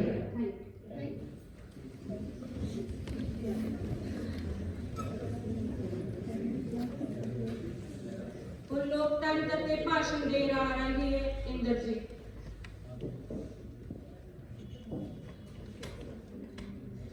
Sat Sri ਅਕਾਲ. ਮੇਰੇ ਬੋਲਣ ਦਾ ਵਿਸ਼ਾ ਅੱਜ ਲੋਕਤੰਤਰ ਆ. ਭਾਰਤ ਵਿੱਚ ਜਿਹੜੀ ਸਰਕਾਰ ਪਾਈ ਹੈ ਉਹਦਾ ਸਰੂਪ ਹੈ ਜਿਹੜਾ ਉਹ ਲੋਕਤੰਤਰ ਹੈ. ਆਜ਼ਾਦੀ ਤੋਂ ਬਾਅਦ ਸਾਡੇ ਦੇਸ਼ ਦੇ ਸਾਹਮਣੇ ਇੱਕ ਸਮੱਸਿਆ ਖੜੀ ਹੋਈ ਸੀ. ਆਜ਼ਾਦੀ ਤੋਂ ਬਾਅਦ ਸਾਡੇ ਦੇਸ਼ ਦੇ ਸਾਹਮਣੇ ਇੱਕ ਚੁਣੌਤੀ ਹੈ ਕਿ ਸਾਡੇ ਦੇਸ਼ ਵਿੱਚ ਸਰਕਾਰ ਕਿਸ ਤਰ੍ਹਾਂ ਦੀ ਹੋਵੇਗੀ. ਤਾਂ ਕਾਫੀ ਵਿਚਾਰ ਚਰਚਾ ਤੋਂ ਬਾਅਦ ਇਹ ਡਿਸਾਈਡ ਕੀਤਾ ਗਿਆ ਕਿ ਜਿਹੜੀ ਸਾਡੇ ਦੇਸ਼ ਵਿੱਚ ਸਰਕਾਰ ਹੋਵੇਗੀ ਉਹਦਾ ਸਰੂਪ ਲੋਕਤੰਤਰੀ ਹੋਊਗਾ, ਕਿਉਂਕਿ ਜਿਹੜੀ ਸਾਡਾ ਦੇਸ਼ ਵਾ ਉਹ ਜਾਤ ਤੇ ਧਰਮ ਤੇ ਭਾਸ਼ਾ ਦੇ ਆਧਾਰ ਤੇ ਅਲੱਗ-ਅਲੱਗ ਉਹਦੇ ਵਿੱਚ ਡਾਇਵਰਸਿਟੀ ਪਾਈ ਜਾਂਦੀ ਹੈ. ਉਹ ਸਰਕਾਰ ਦਾ ਜਿਹੜਾ ਸਰੂਪ ਸੀਗਾ ਉਹ ਲੋਕਤੰਤਰੀ ਰੱਖਿਆ ਗਿਆ. ਲੋਕਤੰਤਰੀ ਸਰਕਾਰ ਉਹ ਸਰਕਾਰ ਹੁੰਦੀ ਆ ਜਿਹਦੇ ਵਿੱਚ ਲੋਕਾਂ ਦੀ ਭਾਗੀਦਾਰੀ ਹੁੰਦੀ ਆ. ਲੋਕ ਆਪਣਾ ਨੇਤਾ ਆਪ ਚੁਣਦੇ ਆ, ਵੋਟ ਪਾ ਕੇ ਤੇ ਆਪਣੀ ਸਰਕਾਰ ਬਣਾ ਲੈਂਦੇ ਆ. ਰਾਜਨੀਤਿਕ ਚੋਣਾਂ ਦੇ ਵਿੱਚ ਵੱਖ-ਵੱਖ ਜਿਹੜੇ ਰਾਜਨੀਤਿਕ ਦਲ ਨੇ ਉਹ ਆਪਣੀ ਇਲੈਕਸ਼ਨ ਲੜਦੇ ਨੇ ਤੇ ਜਿਹੜਾ ਵੀ ਰਾਜਨੀਤਿਕ ਦਲ ਬਹੁਮਤ ਪ੍ਰਾਪਤ ਕਰ ਲੈਂਦਾ ਤੇ ਉਹ ਆਪਣੀ ਸਰਕਾਰ ਬਣਾ ਲੈਂਦਾ। ਡਾਕਟਰ ਅਬਰਾਹਮ ਲਿੰਕਨ ਨੇ ਇਹਦੇ ਵਿੱਚ ਬਹੁਤ ਸੋਹਣੇ ਸ਼ਬਦ ਬੋਲੇ ਨੇ, democracy as a government of the people, for the people and by the people। ਲੋਕਤੰਤਰ ਵਿੱਚ ਸਾਨੂੰ ਬਹੁਤ ਸਾਰੇ ਰਾਈਟ ਦਿੱਤੇ ਗਏ ਨੇ, ਸਾਨੂੰ ਵਿਚਾਰ ਪ੍ਰਗਟ ਕਰਨ ਦਾ ਅਧਿਕਾਰ, ਭਾਸ਼ਣ ਦੇ ਸਕਦੇ ਹਾਂ ਅਸੀਂ, ਆਪਣਾ ਸੁਤੰਤਰਤਾ ਦਾ, ਸਮਾਨਤਾ ਦਾ ਤੇ ਜਸਟਿਸ ਪ੍ਰਾਪਤ ਕਰਨ ਦਾ ਵੀ ਅਧਿਕਾਰ ਦਿੱਤਾ ਗਿਆ। ਆਜ਼ਾਦੀ ਤੋਂ ਲੈ ਕੇ ਹੁਣ ਤੱਕ ਜਿਹੜੀ ਡੈਮੋਕ੍ਰੇਸੀ ਉਹ ਸਾਡੇ ਦੇਸ਼ ਦੇ ਵਿੱਚ ਪੂਰੀ ਸਕਸੈਸਫੁਲੀ ਚੱਲਦੀ ਆ ਰਹੀ ਹੈ। ਇਹਦਾ ਜਿਹੜਾ ਸਰੂਪ ਆ ਉਹ ਵੀ ਬਦਲਦਾ ਰਿਹਾ। 2010 ਦੇ ਵਿੱਚ ਜਦੋਂ ਇਲੈਕਸ਼ਨ ਹੋਏ ਸੀਗੇ ਨਾ, ਤਾਂ ਉਸ ਸਮੇਂ ਜਿਹੜੀ ਕਾਂਗਰਸ ਪਾਰਟੀ ਦੀ ਸਰਕਾਰ ਆਈ ਸੀਗੀ, ਤਾਂ ਉਸ ਸਮੇਂ ਜਿਹੜੇ ਇਲੈਕਸ਼ਨ ਹੋਏ ਸੀ ਉਹਨਾਂ ਵਿੱਚ ਕਿਸੇ ਵੀ ਸਰਕਾਰ ਨੇ ਬਹੁਮਤ ਨਹੀਂ ਪ੍ਰਾਪਤ ਕੀਤਾ, ਜਿਹਦੇ ਕਾਰਨ ਇੱਕ ਗਠਬੰਧਨ ਦੀ ਸਰਕਾਰ ਆਈ ਸੀ ਜਿਹਨੂੰ ਰਲੀਆਂ ਮਿਲੀਆਂ ਸਰਕਾਰਾਂ ਦੀ ਵੀ ਰਾਜਨੀਤੀ ਵਿੱਚ ਸਰਕਾਰ ਦੀ ਆ ਗਈ। ਉਹ ਸਰਕਾਰ ਪ੍ਰਭਾਵਸ਼ਾਲੀ ਢੰਗ ਨਾਲ ਕੰਮ ਨਹੀਂ ਕਰ ਸਕੀ ਸੀਗੀ, ਕਿਉਂਕਿ ਇਹਦੇ ਪਿੱਛੇ ਇੱਕ ਰੀਜ਼ਨ ਸੀਗਾ, ਕਿਉਂਕਿ ਵੱਖ-ਵੱਖ ਵਿਚਾਰਧਾਰਾ ਦੇ ਜਿਹੜੇ ਲੋਕ ਸੀਗੇ, ਵੱਖ-ਵੱਖ ਵਿਚਾਰਧਾਰਾ ਦੇ ਜਿਹੜੇ ਦਲ ਸੀਗੇ ਨਾ, ਉਹਨਾਂ ਨੇ ਬਹੁਮਤ ਤਾਂ ਸਾਬਤ ਕਰਤਾ, ਪਰ ਉਹ ਸਪਸ਼ਟ ਰੂਪ ਨਾਲ ਕੋਈ ਫੈਸਲੇ ਨਹੀਂ ਲੈ ਸਕੀ ਜਿਹੜੀ ਸਰਕਾਰ, ਕਿਉਂਕਿ ਡਾਕਟਰ ਮਨਮੋਹਨ ਸਿੰਘ ਉਸ ਸਮੇਂ ਦੇ ਪ੍ਰਧਾਨ ਮੰਤਰੀ ਸੀਗੇ। ਉਹਨਾਂ ਨੂੰ ਮੀਡੀਆ ਦੇ ਵਿੱਚ ਰਬੜ ਦੀ ਮੁਹਰ ਵੀ ਆਖਿਆ ਗਿਆ। ਉਹਦਾ ਮੇਨ ਰੀਜ਼ਨ ਇਹੀ ਸੀਗਾ ਕਿਉਂਕਿ ਜਿਹੜੇ ਉਹ ਫੈਸਲੇ ਸੀਗੇ ਉਹ ਪਾਰਟੀ ਦੇ ਪ੍ਰਭਾਵ ਹੇਠ ਲੈ ਰਹੇ ਸੀ। ਤੇ ਹੁਣ ਜਿਹੜੀ ਸਾਡੇ ਦੇਸ਼ ਦੇ ਵਿੱਚ ਸਰਕਾਰ ਆ, ਬੀਜੇਪੀ ਦੀ ਸਰਕਾਰ, ਉਹ ਪੂਰੀ ਬਹੁਮਤ ਦੇ ਨਾਲ ਆਈ ਹੋਈ ਹੈ ਤੇ ਉਹ ਜਿਹੜੇ ਫੈਸਲੇ ਵੀ ਲੈ ਰਹੀ ਹੈ ਪੂਰੀ ਮਜ਼ਬੂਤੀ ਦੇ ਨਾਲ ਤੇ ਢੁਕਵੇਂ ਲੈ ਰਹੀ ਹੈ। ਜਿਵੇਂ ਉਹਨਾਂ ਨੇ ਫੈਸਲਾ ਲਿਆ ਧਾਰਾ 370 ਨੂੰ ਤੋੜਿਆ ਵਾ, ਕਸ਼ਮੀਰ ਤੇ ਇੱਕ ਫੈਸਲਾ ਲਿਆ, ਕਿਸਾਨ ਅੰਦੋਲਨ ਆਪਣੇ ਦੇਸ਼ ਦੇ ਵਿੱਚ ਚੱਲਿਆ, ਆਪਾਂ ਸਾਰੇ ਜਾਣਦੇ ਹਾਂ ਕਿ ਉਹ ਜਿਹੜਾ ਕਿਸਾਨ ਅੰਦੋਲਨ ਸੀਗਾ ਉਹ ਆਪਾਂ ਛੇਤੀ ਉਹਨੂੰ ਜਿੱਤ ਲਿਆ ਸੀਗਾ, ਟਾਈਮ ਲੱਗਿਆ ਨਾ, ਕਿਉਂਕਿ ਸਰਕਾਰ ਬਹੁਮਤ ਦੀ ਬੈਠੀ ਹੈ, ਉਹ ਫੈਸਲਾ ਲੈਣ ਦੇ ਕਾਬਿਲ ਬੈਠੀ ਹੈ ਸਰਕਾਰ। ਸੋ ਇਸ ਤਰ੍ਹਾਂ ਦੀ ਸਰਕਾਰ ਜਿਹੜੀ ਬਹੁਮਤ ਨਾਲ ਮੈਜੋਰਟੀ ਨਾਲ ਆਈ ਹੁੰਦੀ ਹੈ ਉਹਨੂੰ ਹਿਲਾਉਣਾ ਬਹੁਤ ਔਖਾ ਹੁੰਦਾ ਵਾ। ਤੇ ਲੋਕਤੰਤਰ ਦਾ ਇੱਕ ਸਕਾਰਾਤਮਕ ਪੱਖ ਕਹਿ ਸਕਦੇ ਹਾਂ, ਜਿਹੜੀ 2010 ਦੇ ਵਿੱਚ ਰਲੀਆਂ ਮਿਲੀਆਂ ਸਰਕਾਰਾਂ ਜਿਹੜੀ ਗਵਰਨਮੈਂਟ ਆਈ ਹੈ, ਉਹਦਾ ਨਕਾਰਾਤਮਕ ਰੂਪ ਵੀ ਸਾਡੇ ਡੈਮੋਕ੍ਰੇਸੀ ਦੇ ਇੱਕ ਸਾਡੇ ਸਾਹਮਣੇ ਆਇਆ ਹੈ। ਸੋ ਸੰਖੇਪ ਵਿੱਚ ਮੈਂ ਇਹੀ ਕਹੂੰਗੀ ਕਿ ਜਿਹੜਾ ਲੋਕਤੰਤਰ ਆ ਸਾਡੇ ਦੇਸ਼ ਦਾ ਉਹ ਪ੍ਰਭਾਵਸ਼ਾਲੀ ਢੰਗ ਨਾਲ ਚੱਲ ਰਿਹਾ ਵਾ, ਮਜ਼ਬੂਤ ਸਰਕਾਰ ਦੇ ਰਿਹਾ ਸਾਨੂੰ, ਤੇ ਅਸੀਂ ਉਹਦੇ ਵਿੱਚ ਜਿਹੜੇ ਰਾਈਟ ਆ ਉਹਨਾਂ ਨੂੰ ਮੰਨਦੇ ਹਾਂ ਤੇ ਭਰੋਸੇਯੋਗ ਜਵਾਬਦੇਹ ਸਰਕਾਰ ਹੁੰਦੀ ਹੈ ਤੇ ਲੋਕ ਇਹਨੂੰ ਅਸੈਪਟ ਕਰ ਰਹੇ ਨੇ ਤੇ ਭਵਿੱਖ ਵਿੱਚ ਵੀ ਇਹ ਸਫਲਤਾਪੂਰਵਕ ਚੱਲ ਰਹੇਗਾ।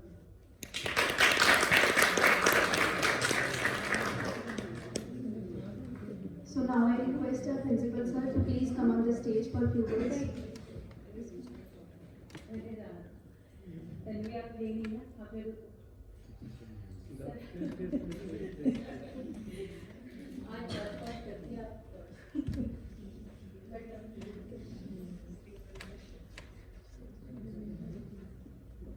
सॉरी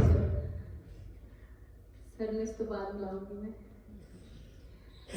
बच्चों पहले तो सारे ने संविधान दिवस दियां ਵਧਾਈਆਂ ਤੇ ਜਿੰਨੀ ਜਨਰਲ ਨੌਲੇਜ ਤੁਹਾਨੂੰ ਹੈਗੀ ਸੰਵਿਧਾਨ ਦੀ, ਮੈਨੂੰ ਬੜੀ ਖੁਸ਼ੀ ਹੋਈ। ਮੇਰੀ ਮੈਮ ਨੇ ਬੜਾ ਅੱਛੇ ਤਰੀਕੇ ਨਾਲ ਤੁਹਾਨੂੰ ਸਾਰਾ ਕੁਝ ਪੜ੍ਹਾਇਆ ਹੋਇਆ ਹੈ।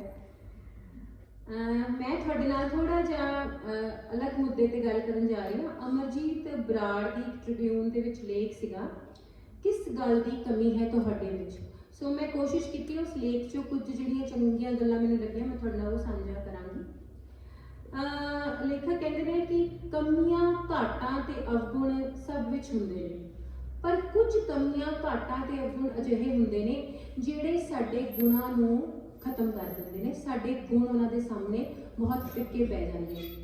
ਉਸੇ ਤਰੀਕੇ ਨਾਲ ਸਾਡੇ ਕਈ ਗੁਣ ਅਜਿਹੇ ਹੁੰਦੇ ਨੇ ਜਿਨ੍ਹਾਂ ਨਾਲ ਸਾਡੀਆਂ ਕਮੀਆਂ ਵੀ ਸਾਡੀਆਂ ਕਾਬਲੀਅਤਾਂ ਬਣ ਜਾਂਦੀਆਂ ਨੇ। ਸੋ ਜ਼ਿਆਦਾਤਰ ਅਸੀਂ ਦੇਖਦੇ ਹਾਂ ਕਿ ਯੋਗਤਾ ਦੀ ਕਮੀ ਕਰਕੇ ਨਹੀਂ, ਬਲਕਿ ਹਿੰਮਤ, ਹੌਸਲਾ ਅਤੇ ਇਰਾਦੇ ਦੀ ਕਮੀ ਕਰਕੇ ਜ਼ਿੰਦਗੀ ਵਿੱਚ ਅਸੀਂ ਫੇਲ ਹੁੰਦੇ ਹਾਂ। ਸੋ ਇਹ ਬਹੁਤ ਜ਼ਿਆਦਾ ਜ਼ਰੂਰੀ ਹੈ ਕਿ ਅਸੀਂ ਆਪਣੀ ਜ਼ਿੰਦਗੀ ਦੇ ਵਿੱਚ ਕਿਸੇ ਹੋਰ ਤੇ ਵਿਸ਼ਵਾਸ ਕਰੀਏ ਜਾਂ ਨਾ ਕਰੀਏ, ਪਰ ਆਪਣੇ ਆਪ ਤੇ ਵਿਸ਼ਵਾਸ ਕਰਨਾ ਬਹੁਤ ਜ਼ਿਆਦਾ ਜ਼ਰੂਰੀ ਹੈ। ਜਦੋਂ ਅਸੀਂ ਆਪਣੇ ਆਪ ਤੇ ਵਿਸ਼ਵਾਸ ਕਰਾਂਗੇ, ਆਪਣੇ ਦਰਦ ਤੇ ਜਿੱਤ ਹਾਸਿਲ ਕਰ ਲਾਂਗੇ ਤਾਂ ਅਸੀਂ ਮਜ਼ਬੂਤ ਬਣ ਜਾਵਾਂਗੇ। ਜਦੋਂ ਅਸੀਂ ਆਪਣੇ ਡਰ ਤੇ ਜਿੱਤ ਹਾਸਿਲ ਕਰਾਂਗੇ ਅਸੀਂ ਬਹਾਦਰ ਬਣ ਜਾਵਾਂਗੇ। ਅਸੀਂ ਆਪਣੀ ਚਿੰਤਾ ਨੂੰ ਮਿਟਾਵਾਂਗੇ ਤਾਂ ਚਿੰਤਕ ਬਣ ਜਾਵਾਂਗੇ। ਤੇ ਅਸੀਂ ਅਗਰ ਗਰੀਬੀ ਦੇ ਉੱਤੇ ਜਿੱਤ ਹਾਸਿਲ ਕਰਾਂਗੇ ਤਾਂ ਅਸੀਂ ਖੁਸ਼ਹਾਲ ਬਣ ਜਾਵਾਂਗੇ, ਸਾਡਾ ਦੇਸ਼ ਖੁਸ਼ਹਾਲ ਬਣ ਜਾਏਗਾ। ਸੋ ਇਸ ਵਿੱਚ ਕੋਈ ਗਲਤ ਨਹੀਂ ਕਿ ਅਸੀਂ ਪਿਛਲੇ ਸਮੇਂ ਨੂੰ ਜ਼ਰੂਰ ਝਾਤੀ ਮਾਰ ਕੇ ਵੇਖੀਏ ਔਰ ਹਮੇਸ਼ਾ ਯਾਦ ਰੱਖੀਏ ਕਿ there are no mistakes in life, there are only lessons। ਸੋ ਜਦੋਂ ਤੁਹਾਨੂੰ ਲੱਗਦਾ ਹੈ ਕਿ ਮੈਂ ਗਲਤੀ ਕੀਤੀ, ਉਹ ਗਲਤੀ ਨਹੀਂ, ਉਹ ਤੁਹਾਡੇ ਲਈ ਸਬਕ ਸੀ। ਸੋ ਪਿਛਲੇ ਸਮੇਂ ਤੇ ਝਾਤੀ ਜ਼ਰੂਰ ਪਾਓ, ਲੇਕਿਨ ਖੜੋ ਨਹੀਂ ਉਸ ਬਾਰੇ ਸੋਚ ਕੇ। ਤੁਰਦੇ ਰਹੋ, ਨਿਰੰਤਰ ਆਪਣੀ ਜ਼ਿੰਦਗੀ ਦੀ ਚਾਲ ਚੱਲਦੇ ਰਹੋ। ਜੇ ਤੁਸੀਂ ਡਰੋਗੇ, ਰੁਕ ਜਾਓਗੇ ਤਾਂ ਤੁਹਾਡਾ ਜਿਹੜਾ ਜੀਵਨ ਹੈ ਉਸ ਨੂੰ ਭੁਣ ਲੱਗ ਜਾਏਗਾ, ਦੀਮਕ ਲੱਗ ਜਾਏਗੀ। ਔਰ ਆਲਸ ਨਾ ਕਰੋ। ਆਲਸ ਜਿਹੜਾ ਹੈ ਉਹ ਤੁਹਾਡੇ ਹਰ ਟੀਚੇ ਨੂੰ ਪ੍ਰਾਪਤ ਕਰਨ ਵਿੱਚ ਬਹੁਤ ਵੱਡੀ ਰੁਕਾਵਟ ਹੈ। ਉਦਮ ਅੱਗੇ ਲక్ష్ਮੀ, ਪੱਖੇ ਅੱਗੇ ਪੌਣ। ਸੋ ਉਦਮੀ ਰਹੋ, ਆਲਸ ਨਾ ਕਰੋ। ਜ਼ਿੰਦਗੀ ਵਿੱਚ ਤੁਹਾਡਾ ਮੁਕਾਬਲਾ ਸਿਰਫ ਤੁਹਾਡੇ ਨਾਲ ਹੈ। ਜਿਸ ਦਿਨ ਤੁਸੀਂ ਇਸ ਗੱਲ ਨੂੰ ਸਮਝ ਜਾਓਗੇ ਕਿ I am in no competition with anyone else, only with my own previous self, ਮੈਂ ਕੱਲ ਕੀ ਸੀ, ਮੈਂ ਅੱਜ ਕੀ ਹਾਂ, ਤੁਸੀਂ ਜ਼ਿੰਦਗੀ 'ਚ ਬਹੁਤ ਜ਼ਿਆਦਾ ਤਰੱਕੀ ਕਰੋਗੇ। ਆਪਣੇ ਆਪ ਤੇ ਹਮੇਸ਼ਾ ਯਕੀਨ ਰੱਖੋ ਔਰ ਇਹ ਵੀ ਸਮਝੋ ਕਿ ਅਸਲ ਵਿੱਚ ਮੁਸ਼ਕਿਲ ਨਹੀਂ ਹੁੰਦੀ, ਸਗੋਂ ਅਸਲ ਮੁਸ਼ਕਿਲ ਤਾਂ ਸਾਡੇ ਇਰਾਦੇ 'ਚ ਕਮੀ ਹੁੰਦੀ ਹੈ। ਜੇਕਰ ਤੁਹਾਡੇ ਵਿੱਚ ਇਰਾਦਾ ਹੈ ਔਰ ਤੁਹਾਡੇ ਵਿੱਚ ਆਪਣੀ ਗੱਲ ਕਹਿਣ ਦੀ ਪ੍ਰਭਾਵਸ਼ਾਲੀ ਤੁਹਾਡੇ ਵਿੱਚ ਢੰਗ ਹੈ ਤਾਂ ਤੁਹਾਡੀ ਖਾਮੋਸ਼ੀ ਦਾ ਰੁਤਬਾ ਵੀ ਉੱਚਾ ਹੋ ਜਾਂਦਾ ਹੈ। ਚਿੰਤਾ ਵਿੱਚ ਆਪਣੇ ਆਪ ਨੂੰ ਸਸਤਾ ਨਾ ਵੇਚੋ, ਨਾ ਕਿਸੇ ਨੂੰ ਆਪਣੀ ਕੀਮਤ ਤੈਅ ਕਰਨ ਦਾ ਤੁਸੀਂ ਹੱਕ ਦਿਓ। ਆਪਣੇ ਆਪ ਨੂੰ ਤੁਹਾਨੂੰ ਪਤਾ ਹੋਣਾ ਚਾਹੀਦਾ ਹੈ ਕਿ ਤੁਸੀਂ ਕਿੰਨੇ ਕੀਮਤੀ ਹੋ। ਆਪਣੀ ਜ਼ਿੰਦਗੀ ਦੇ ਫੈਸਲੇ ਆਪ ਲਓ। Sit on the driving seat of your life and take the responsibility if you reach your destination and take the responsibility if you meet with accidents. So you have to take the responsibility. ਇੱਥੇ ਮੈਂ ਇੱਲ ਬਾਰੇ ਇੱਕ ਗੱਲ ਦੱਸਣਾ ਚਾਹੁੰਦੀ। ਇੱਲ ਤੁਸੀਂ ਸਮਝਦੇ ਹੋ ਜਿਹੜਾ ਪੰਛੀ ਹੈ। ਸੋ ਇੱਲ ਬਾਰੇ ਕਿਹਾ ਜਾਂਦਾ ਹੈ ਕਿ ਇੱਲ ਨੂੰ ਵਰਖਾ ਵੀ ਪਸੰਦ ਨਹੀਂ ਹੁੰਦੀ ਤੇ ਇੱਲ ਨੂੰ ਹਨੇਰੀ ਵੀ ਪਸੰਦ ਨਹੀਂ ਹੁੰਦੀ। ਇਸ ਲਈ ਇੱਲ ਜਿਹੜੀ ਹੈ ਅਸਮਾਨ ਦੇ ਵਿੱਚ ਬਹੁਤ ਉੱਚਾ, ਬੱਦਲਾਂ ਤੋਂ ਵੀ ਉੱਚਾ ਉੱਡਦੀ ਹੈ। ਸੋ ਤੁਸੀਂ ਵੀ ਆਪਣੀ ਜ਼ਿੰਦਗੀ ਦੀਆਂ ਨਿੱਕੀਆਂ ਮੁਸ਼ਕਲਾਂ, ਝੋਰਿਆਂ, ਚਿੰਤਾਵਾਂ ਤੋਂ ਉੱਪਰ ਉਠੋ ਅਤੇ ਆਪਣੀ ਜ਼ਿੰਦਗੀ ਨੂੰ ਖੁਸ਼ਹਾਲ ਬਣਾਓ। ਆਖਰ ਕਿਸ ਗੱਲ ਦੀ ਕਮੀ ਹੈ ਤੁਹਾਡੇ ਵਿੱਚ? ਇਹੀ ਪੁੱਛਣਾ ਚਾਹ ਰਹੀ ਹੈ ਸਾਡੇ ਕੋਲੋਂ ਅੱਜ ਦੀ ਜਿਹੜੀ ਸੋਚ ਹੈ ਕਿ ਕਿਸੇ ਵੀ ਗੱਲ ਦੀ ਕਮੀ ਸਾਡੇ ਵਿੱਚ ਨਹੀਂ ਹੈ। ਤੁਹਾਡੇ ਵਿੱਚ ਜੇ ਕੋਈ ਕਮੀ ਹੈ ਤਾਂ ਸਿਰਫ ਉਹ ਦ੍ਰਿੜ ਨਿਸ਼ਚੇ ਦੀ, ਇਰਾਦੇ ਦੀ, ਪੱਕਿਆਈ ਦੀ ਹੈ, ਚਲਦੇ ਰਹਿਣ ਦੀ ਹੈ, ਕੰਮ ਕਰਨ ਦੇ ਜੋਸ਼ ਦੀ, ਪ੍ਰੇਰਨਾ ਦੀ ਘਾਟ ਹੈ। ਸੋ ਉਸ ਨੂੰ ਵਧਾਉਣ ਦੀ ਲੋੜ ਹੈ। ਤੁਹਾਡੇ ਆਦਰਸ਼ ਕਦੀ ਨੀਵੇਂ ਨਹੀਂ ਹੋਣੇ ਚਾਹੀਦੇ, ਤੁਹਾਡਾ ਉੱਚਾ ਕਦੀ ਬੌਣਾ ਨਹੀਂ ਹੋਣਾ ਚਾਹੀਦਾ। ਹਿੰਮਤ ਕਰ ਜੇ ਰਸਤੇ ਵਿੱਚ ਕਠਿਨਾਈਆਂ ਨੇ, ਹਿੰਮਤ ਕਰ ਜੇ ਰਸਤੇ ਵਿੱਚ ਕਠਿਨਾਈਆਂ ਨੇ, ਹੰਝੂਆਂ ਨੇ ਕਦ ਤਕਦੀਰਾਂ ਪਲਟਾਈਆਂ ਨੇ, ਠੋਕਰਾਂ ਨੂੰ ਠੋਕਰ ਮਾਰੀ ਜਿਨ੍ਹਾਂ ਨੇ, ਉਹਨਾਂ ਨੂੰ ਠੋਕਰਾਂ ਰਾਸ ਆਈਆਂ ਨੇ, ਉਹਨਾਂ ਨੂੰ ਠੋਕਰਾਂ ਰਾਸ ਆਈਆਂ ਨੇ। ਧੰਨਵਾਦ। ਮੈਂ ਪ੍ਰਿੰਸੀਪਲ ਸਰ ਨੂੰ ਸੱਦਾ ਦਾਂਗੀ ਸਟੇਜ ਤੋਂ ਆਪਣੇ ਵਿਚਾਰ ਸਾਂਝੇ ਕਰਨ।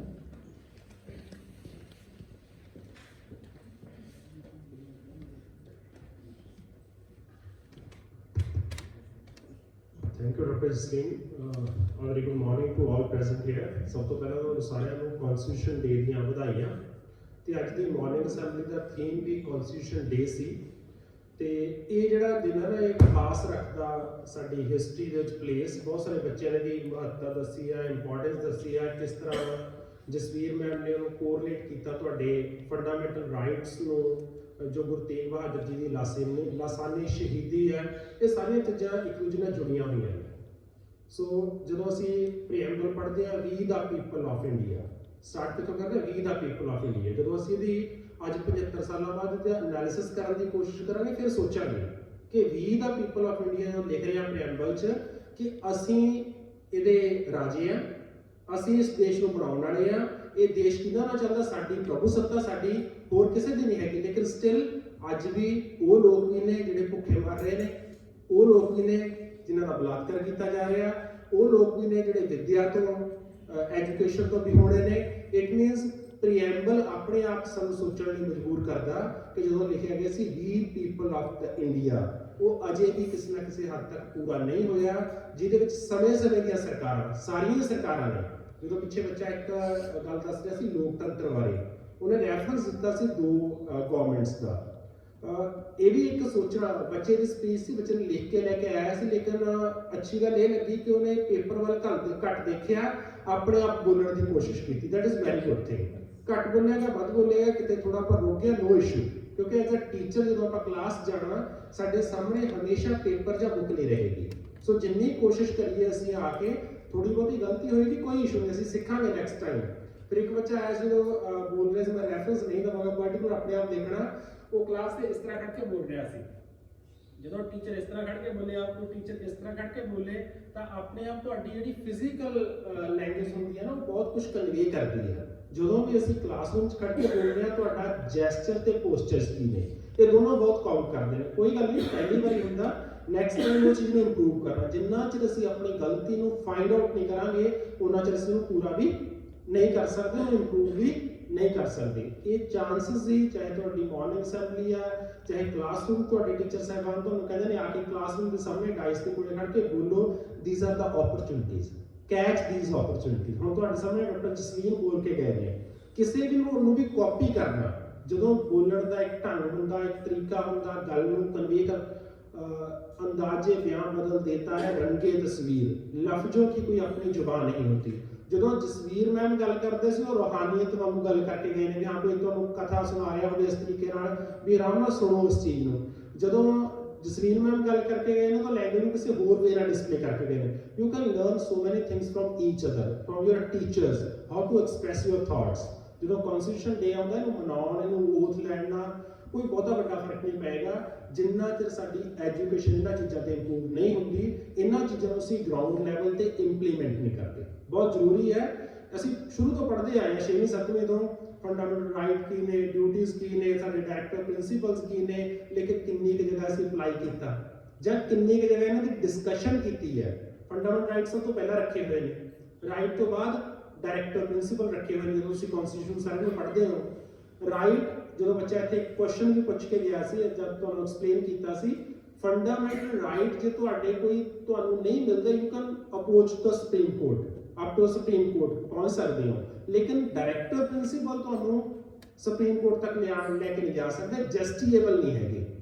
ਜਦੋਂ ਬਣਾਏ ਗਏ ਸੀ, ਇਹਦੇ ਬਹੁਤ ਡਿਬੇਟ ਹੋਈ ਸੀ ਇਸ ਗੱਲ ਤੇ ਕਿ ਕਿਉਂ ਡਾਇਰੈਕਟਰ ਪ੍ਰਿੰਸੀਪਲ ਐਡ ਕਰਨੇ ਨੇ।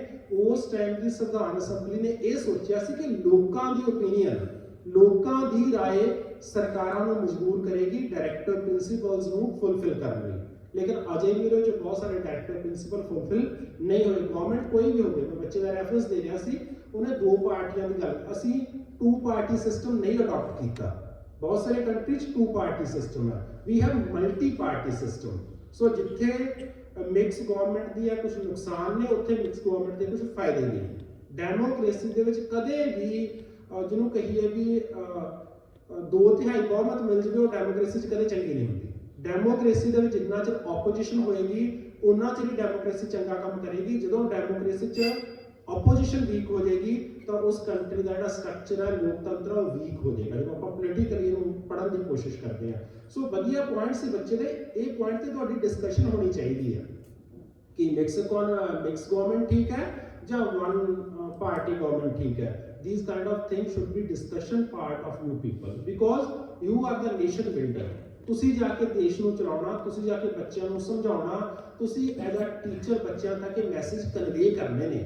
ਰਿਸਪੌਂਸਿਬਿਲਿਟੀ ਤੁਹਾਡੇ ਸਿਰ ਤੇ ਵੱਡੀ ਹੈ। ਜੇ ਯੂਥ ਨੂੰ ਕਿਸੇ ਪਾਸੇ ਲੈ ਕੇ ਜਾਣਾ, ਯੂਥ ਨੂੰ ਗਾਈਡ ਕਰਨਾ, ਤਾਂ ਸਿਰਫ ਰਿਮੈਂਬਰਿੰਗ ਵਾਲਾ ਟਾਈਮ ਜਾ ਚੁੱਕਿਆ। ਤੁਹਾਡੇ ਵਾਸਤੇ ਵੀ ਜਿੱਥੇ ਜਿਨ੍ਹਾਂ ਬੱਚਿਆਂ ਨੂੰ ਜਾ ਕੇ ਤੁਸੀਂ ਪੜ੍ਹਾਉਣਾ ਵੀ ਹੈ, ਉਹਨਾਂ ਵਾਸਤੇ ਸਿਨੈਰੀਓ ਬਿਲਕੁਲ ਡਿਫਰੈਂਟ ਹੁੰਦਾ ਜਾ ਰਿਹਾ। ਜਿਹੜੀਆਂ ਰਿਮੈਂਬਰਿੰਗ ਦੀਆਂ ਗੱਲਾਂ ਨੇ, remembering is a lowest level of thinking, ਤੇ ਸਾਨੂੰ ਕਾਹਦੀ ਗੱਲ ਕਰਨੀ ਪੈਣੀ ਆ? Creative thinking, critical thinking, problem solving. ਸਿਰਫ ਦੱਸਣਾ ਸਾਡਾ ਫਰਜ਼ ਨਹੀਂ ਹੈਗਾ, ਉਹ ਤੋਂ ਉੱਪਰ ਤੱਕ ਜਾਣਾ ਪੈਣਾ। This is the responsibility on R shoulders. ਤੁਸੀਂ ਸਾਰੇ ਆਲਰੇਡੀ ਗ੍ਰੈਜੂਏਟ ਹੋ, ਪੋਸਟ ਗ੍ਰੈਜੂਏਟ ਹੋ, ਸਕੂਲਾਂ 'ਚ ਜਾਣਾ, ਤੁਹਾਡੀ ਰਫਤਾਰ, ਦਸਤਾਰ ਤਿੰਨੋਂ ਬਹੁਤ ਮੈਟਰ ਕਰਦੀਆਂ ਨੇ ਜਦੋਂ ਤੁਸੀਂ ਕਿਤੇ ਵੀ ਮੂਵ ਕਰਦੇ ਹੋ, ਠੀਕ ਹੈ ਨਾ। ਸੋ ਬਹੁਤ ਵਧੀਆ ਐਫਰਟ ਸੀ ਮਾਰਨਿੰਗ ਅਸੈਂਬਲੀ ਇੰਚਾਰਜਸ ਦੇ, ਮਾਰਨਿੰਗ ਅਸੈਂਬਲੀ ਦੇ ਜਿੰਨੇ ਬੱਚਿਆਂ ਨੇ ਪਾਰਟਿਸਿਪੇਟ ਕੀਤਾ, all deserve special appreciation and please give a big round of applause for all the students who have participated in this morning assembly, and we are very much hopeful that after your examination this process will go on and you will catch these opportunities to improve your skills.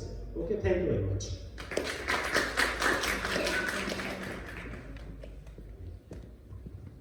Thank you so much, sir. Now I request everyone to please stand up for national anthem.